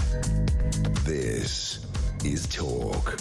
Welcome back. This is Talk 8:32, Sunday, March the 23rd. I'm David Bull, and this is Weekend Breakfast. Thanks very much for all your messages this morning. Fab show this morning. Thank you very much. G in Bradford, good morning to you. Now, we're talking about council tax going up 9.9%. I'm in the same boat as your last caller. What can we do to stop this happening? Of course, Keir Starmer repeatedly said council tax will not go up. That clip won't go up. We're not putting up council tax. And then it goes up, what, 9%, 10%. Starmer misled Parliament, stating that Labour would freeze council tax. That's Ian White. Thank you for that. This is sweet. Vicky, good morning to you. My favourite. Reform wouldn't be where it is today without you too, David. Thank you very much for that. The time, 8:32. Now, though, it's time for the Future Politics panel. The Future Politics panel. Well, joining me this morning, Matt Stevens from Reform UK, the social media comms director, I think we're going to call you. I don't know, comms manager. That works. Something like that. That works, OK, good. At Reform UK, and of course joining him, Grace Bader-Mosi, political commentator. Good morning to the two of you. Good morning. Thank you very much. I have to start with you, Matt, because obviously there's been this ongoing row at Reform UK, which actually is being played out on social media. I saw some of the responses yesterday. You've got Nigel Farage and Rupert Lowe. Rupert Lowe laying into Nigel Farage. It's quite interesting just listening to Vincent Moss saying, actually, people don't know who Rupert Lowe is. This is an internal matter. Yeah. How important is this in terms of voting intention and the way the public perceive Reform UK, which for many people has been seen as a breath of fresh air, I suppose, away from the two main parties? Does this damage Reform UK? Look, it's not Plan A what's happened. I don't think anyone would sit and pretend it's delightful and it's excellent and it's Plan A. But look, I don't think this is going to make much of a difference. Only 14% of Reform voters would be able to tell you who Rupert Lowe is when presented with a picture. I think that drops to about 8% when it comes to the wider public. So no one knows who Rupert Lowe is. So this story particularly won't have too much of an impact on Reform's polling. It hasn't. We've remained steady in first and second in most polls, haven't really gone down. So look, it's not going to make too much of an impact, but absolutely we need to be a united party, united behind Nigel, who's won 2 national elections, and it's important that everyone toes in that direction. And so look, it's important we just drive forward. We've got millions of voters behind us, and we've got to just make sure everyone sticks behind us. And but what about this? 12 interim chairs of local Reform UK branches have resigned. You've got Maria Botel, who's been wheeled out to host staff at various conferences around the country. She's upset. She says there is a lack of integrity from the leadership. Howard Cox stood down because a lack of free speech. He said he was threatened with expulsion for criticising Tommy Robinson. Other people, well, that's your opinion. You can respond in a minute. You've also got the branch chair in Newcastle saying the party isn't properly democratised. Teething problems? I think what people need to be is patient. There's always issues. We've got 19 members of full-time staff at Reform. So how anyone could expect us to look after every single branch chair? There's 400 branch chairs in the country. We've got 19 members of staff. So it's important people are patient and get behind the movement. We're a united movement. 19, as you say, I think 19 branch chairs have left. Some of them because they support Tommy Robinson. And I would say that respectfully, they're not right for Reform if you support a man like that. So look, it's about moving forward as a united party. And if those people don't want to be with us, then good luck for them in the future. But I think, 19 out of 400, that's not a massive number. OK, Grace, Yes. is it a problem for Reform UK where they are? And also, I suppose the most unedifying part of this is it's being played out in public. Surely this is a problem for Reform, whether you know, this is an individual personality problem, and actually, quite frankly, take it to one side. 100%. I think the public are getting to see out what people in politics have sort of known and thought for a long time, which is that Reform isn't a serious party. Isn't it? Why isn't it? I wouldn't say, because sort of with what Matt mentioned earlier, with sort of having 19 members of staff, you can't expect them to be at the stage of running a party seriously. If you can't expect them to run a party seriously, how do you expect them to run a country seriously? I think, you know, certain members in the Reform Party, while they might have sort of good ideals of what policies to do or how the country should be run, but at the end of the day, when you have a party system that can't organise itself, that people don't know what's going on, what's right or left, like, I think you should leave the governing to sort of people who figured out the party system. Isn't that a bit disingenuous? I was there at the beginning, obviously, and so it started from nothing. It started in my kitchen at Reform UK when the Brexit Party got rebranded, to actually go to where it is, and the polling that it's getting at 27%, according to Find Out Now, and across the polls, actually that's a pretty meteoric rise, isn't it? I think it's admirable that people sort of fight for what they believe in terms of sort of creating a party. That's very patronising, isn't it, Grace? No, I don't think it's patronising. I think genuinely it is admirable that people sort of fight for what they believe in, including starting a party to advocate for things that they believe. But at the end of the day, it's so evident to people watching this play out, everything with Rupert Lowe, everything that's going on Twitter of all places, that this isn't a party that has a long-term vision. So leave it to the grown-ups is what you're saying? I would say that, yes. I think it's that attitude, with all due respect. That's the reason why Reform are polling first. That's the reason why Reform got, 6 million votes at the last election. That's the reason Nigel Farage's favourite to be the next Prime Minister. It's that sort of attitude. When you have two parties have failed Britain for far too long, consecutive manifesto after consecutive manifesto promised to cut immigration. Immigration rose. Manifesto after manifesto promised to cut tax rose. The public have had enough, and I think they're seeing through the establishment, and I think they're seeing through their failure, and it's time for something new. I mean, Matt's got a great point, isn't it?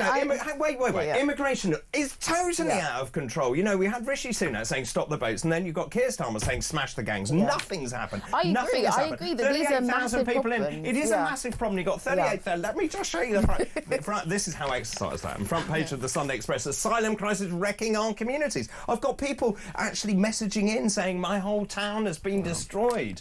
This is the fault of the two-party system, Grace Badamosi. I agree. These are absolutely massive problems that the government should be tackling. But again, these are massive problems. If you have a party who's currently unable to deal with very tiny problems within their own party organisation, I personally would not trust them with issues like education. Come on, housing. wait. Who would you trust to sort out this immigration problem? It's no secret. I'm a Conservative Party member. I believe they've done a great job, haven't they, Grace?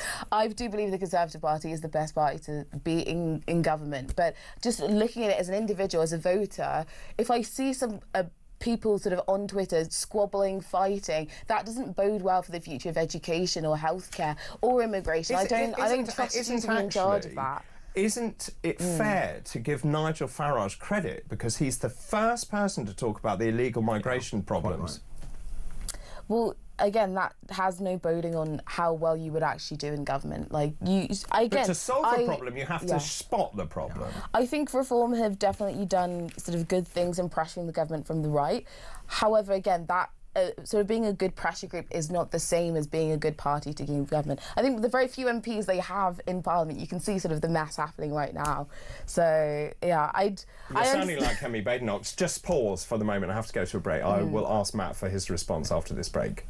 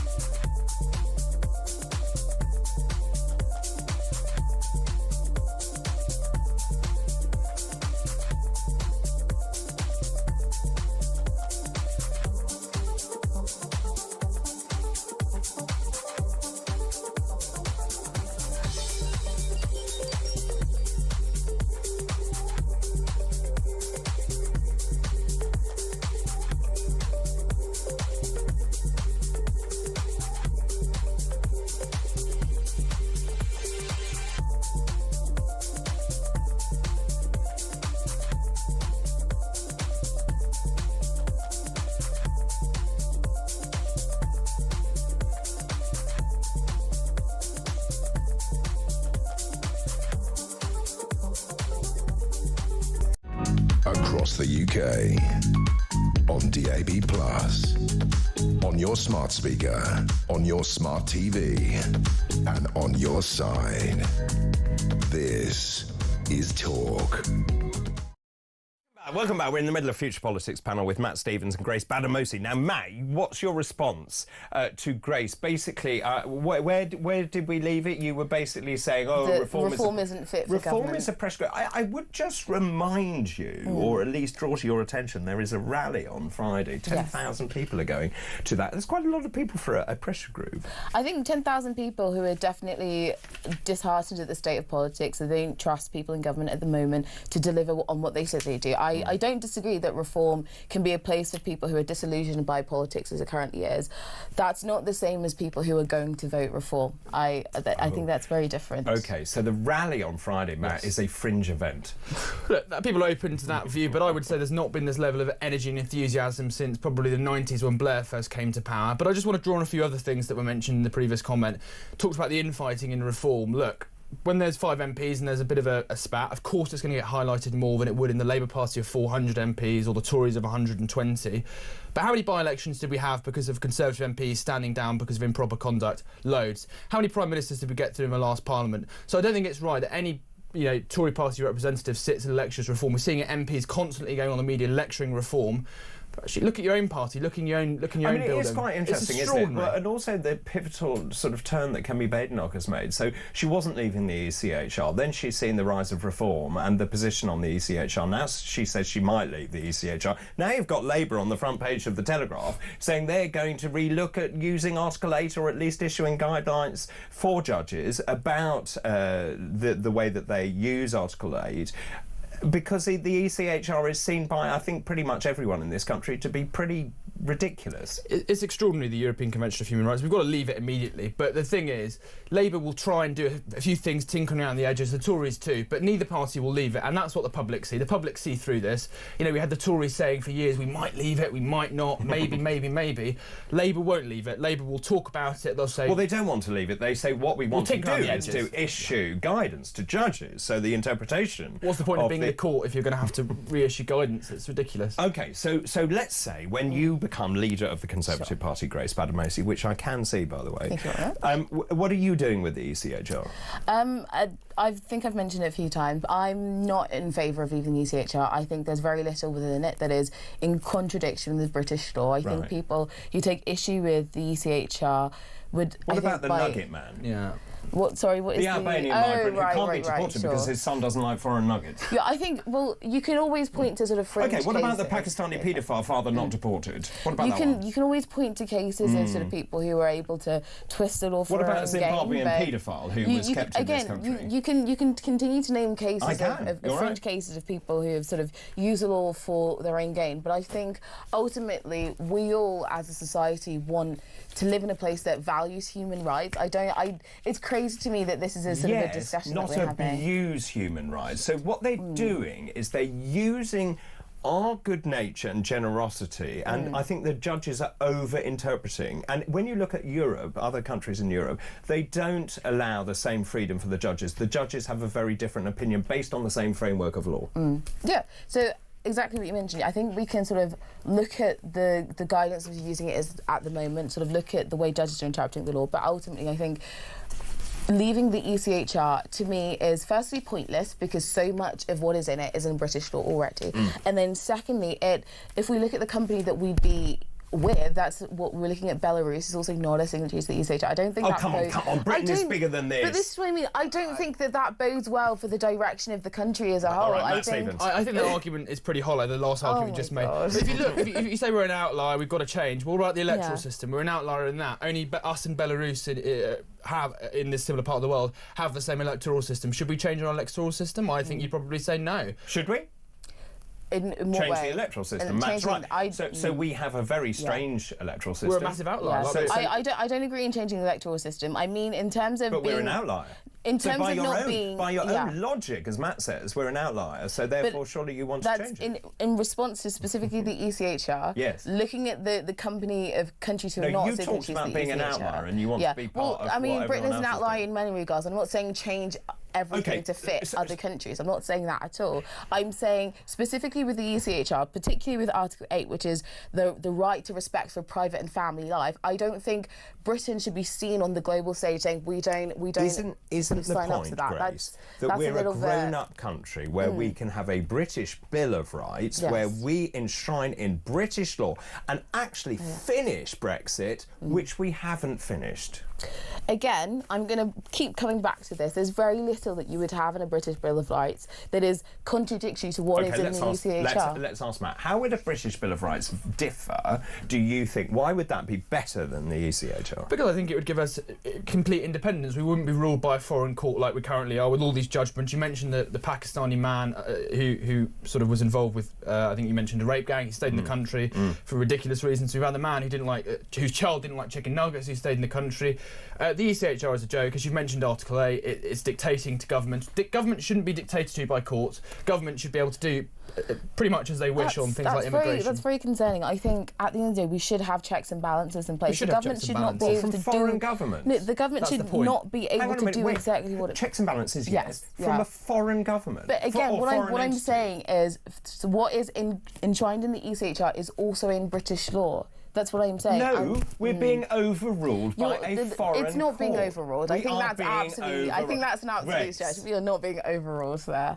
Okay. Yeah. Let me get this right. So, hang on a minute. You're saying that actually the ruling from a foreign body doesn't have an impact on this country, because I think it does. I wouldn't consider it a ruling from a foreign body. Wouldn't you? No, I would not firstly consider it a ruling from a foreign body. But again, I'm saying that if you look at the ECHR, there is very little in there that I think the British public would actually have a disagreement with. Isn't that the point, Matt? But isn't that the point? Therefore, we have our own. If you say there's very little difference, then what's the real issue with having our own British Bill of Rights? But I'm saying, so what is all of this for? I get sort of doing all of that work, creating a British Bill of Rights that would entirely replicate a piece of legislation that we have already. Because we're being ruled by foreign courts. We can't deport. Again, we're not being ruled by foreign courts. We absolutely are. The Home Secretary, there's a number of people since the election, the Home Secretary's not been able to deport. I think it's a sign of a good and working democracy that the government is being held to account. It's not a foreign court. It's not a foreign court. Okay. Yeah. Okay.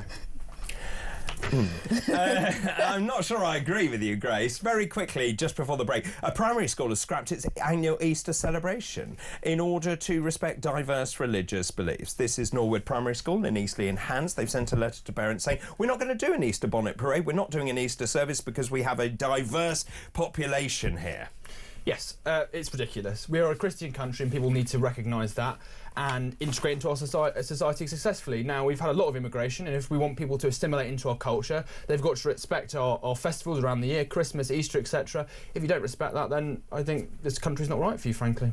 Grace? On this, I happen to agree with you, Matt. I think at the end of the day, Britain is a Christian country. I think with celebrating Christmas and Easter, as you mentioned, these are holidays, these festivals that are very important to the Christian faith, but just generally very important to the culture of the UK. And I think the people that do come to the country should respect that. I think, particularly in cases like this, it's a lot of people, I guess, overcorrecting. So they see people from different faiths and think that, oh, they must somehow be offended by the presence of a different religion, which I just think is absolutely ridiculous. And if you speak to people from different communities, I think they're very happy to sort of witness an Easter festival or Christmas, and just if they partake in it, if they don't partake in it, that's sort of their business. So. Do you think we should remove religion from schools completely?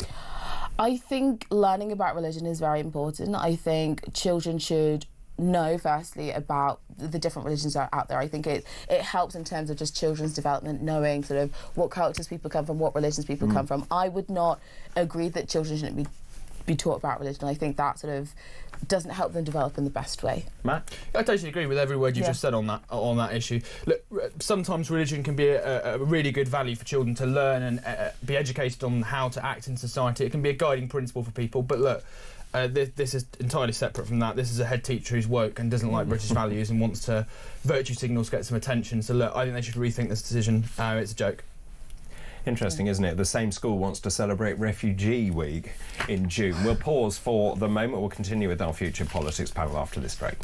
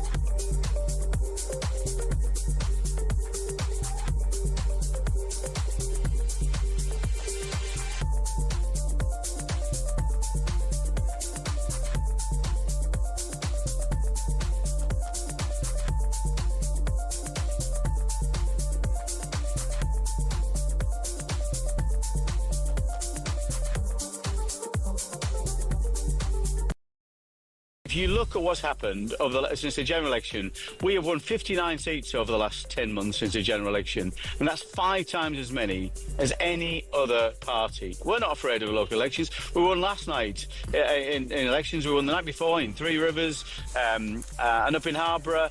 Good successes against all comers, and we've had some magnificent results where we get good councillors who are out there working hard with good activists. We win those seats. We're not afraid of any other party. Bring it on.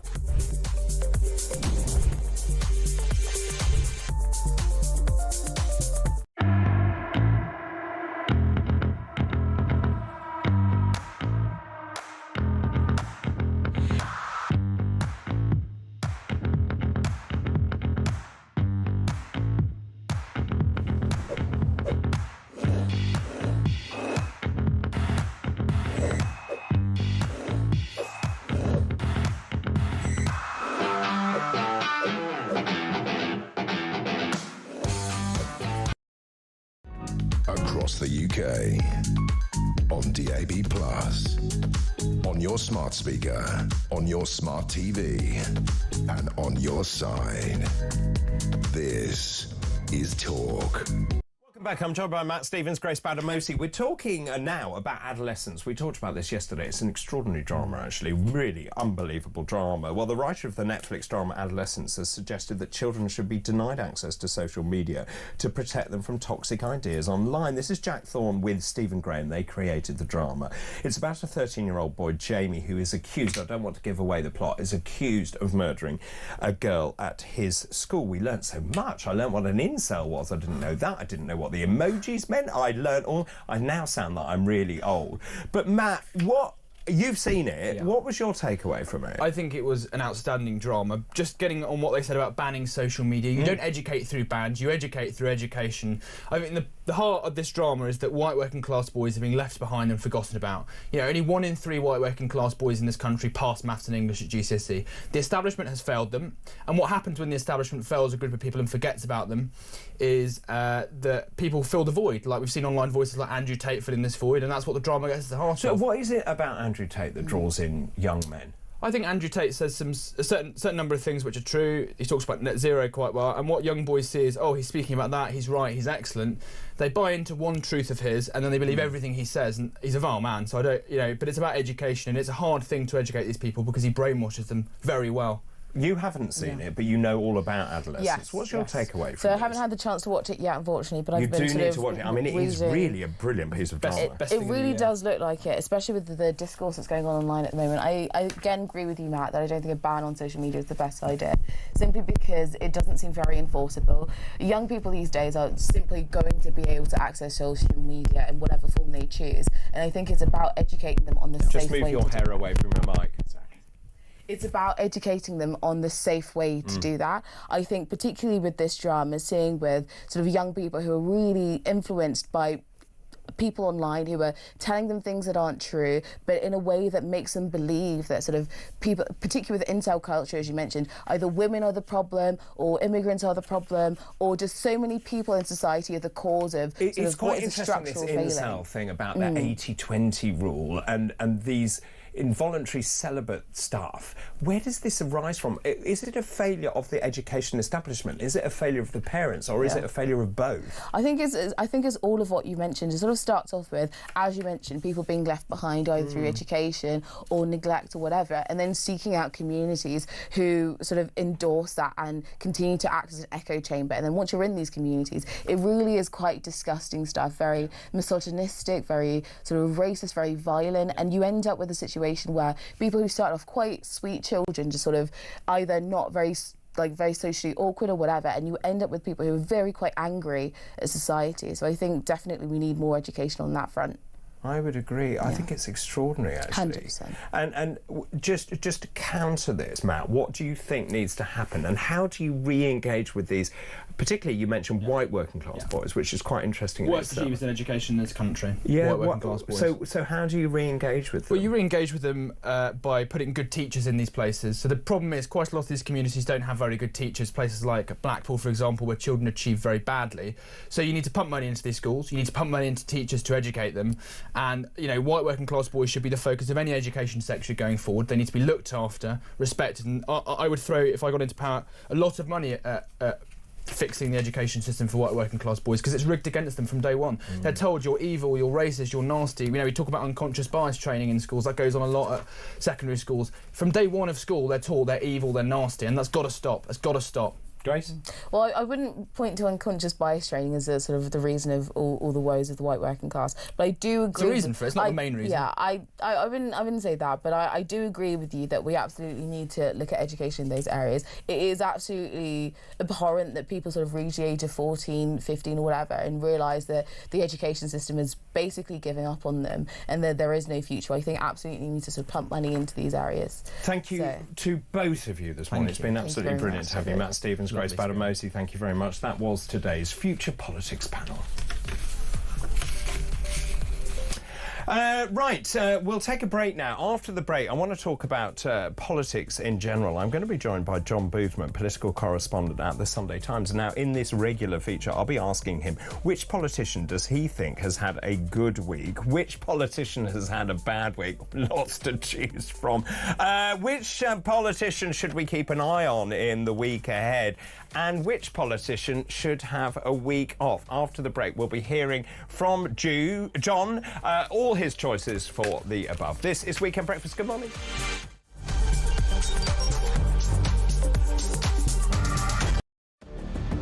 I can announce this government will begin the biggest sustained increase in defence spending since the end of the Cold War. We will deliver our commitment to spend 2.5% of GDP on defence, but we will bring it forward so we reach that level in 2027. The answer from European capitals has been as resounding as it is clear. We are in an era of rearmament. To respond to the short-term urgency to act and to support Ukraine, but also to address the long-term need to take on more responsibility for our own European security. On Saturday, we also agreed a new £2.2 billion loan for Ukraine, backed not by the British taxpayer, but by the profits from frozen Russian assets.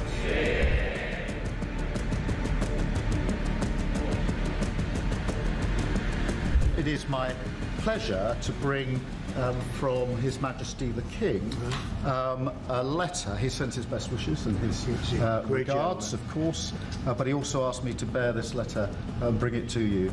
So can I present the letter from the King to Thank you very much. Am I supposed to read it right now? Yeah, please do. I will do. I've got to tell him what your reaction is, so I need to know. I need to know. He is a great gentleman. A great, great gentleman. He said he thinks the war's going to go on for a long time, and he better not be right. Well, I just think he should be more appreciative, because this country has stuck with them through thick and thin. We've given them much more than Europe, and Europe should have given more than us, because, as you know, that's right there, that's the border. What kind of diplomacy, JD, you are speaking about? What do you mean? I'm talking about the kind of diplomacy that's going to end the destruction of your country. Yes, but if you are not Mr. President, with respect, I think it's disrespectful for you to come into the Oval Office and try to litigate this in front of the American media. You're gambling with the lives of millions of people.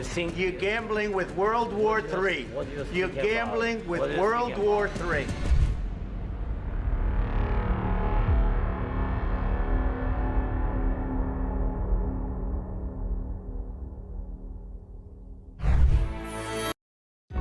Across the UK, on DAB+, on your smart speaker, on your smart TV, and on your side. This is Talk.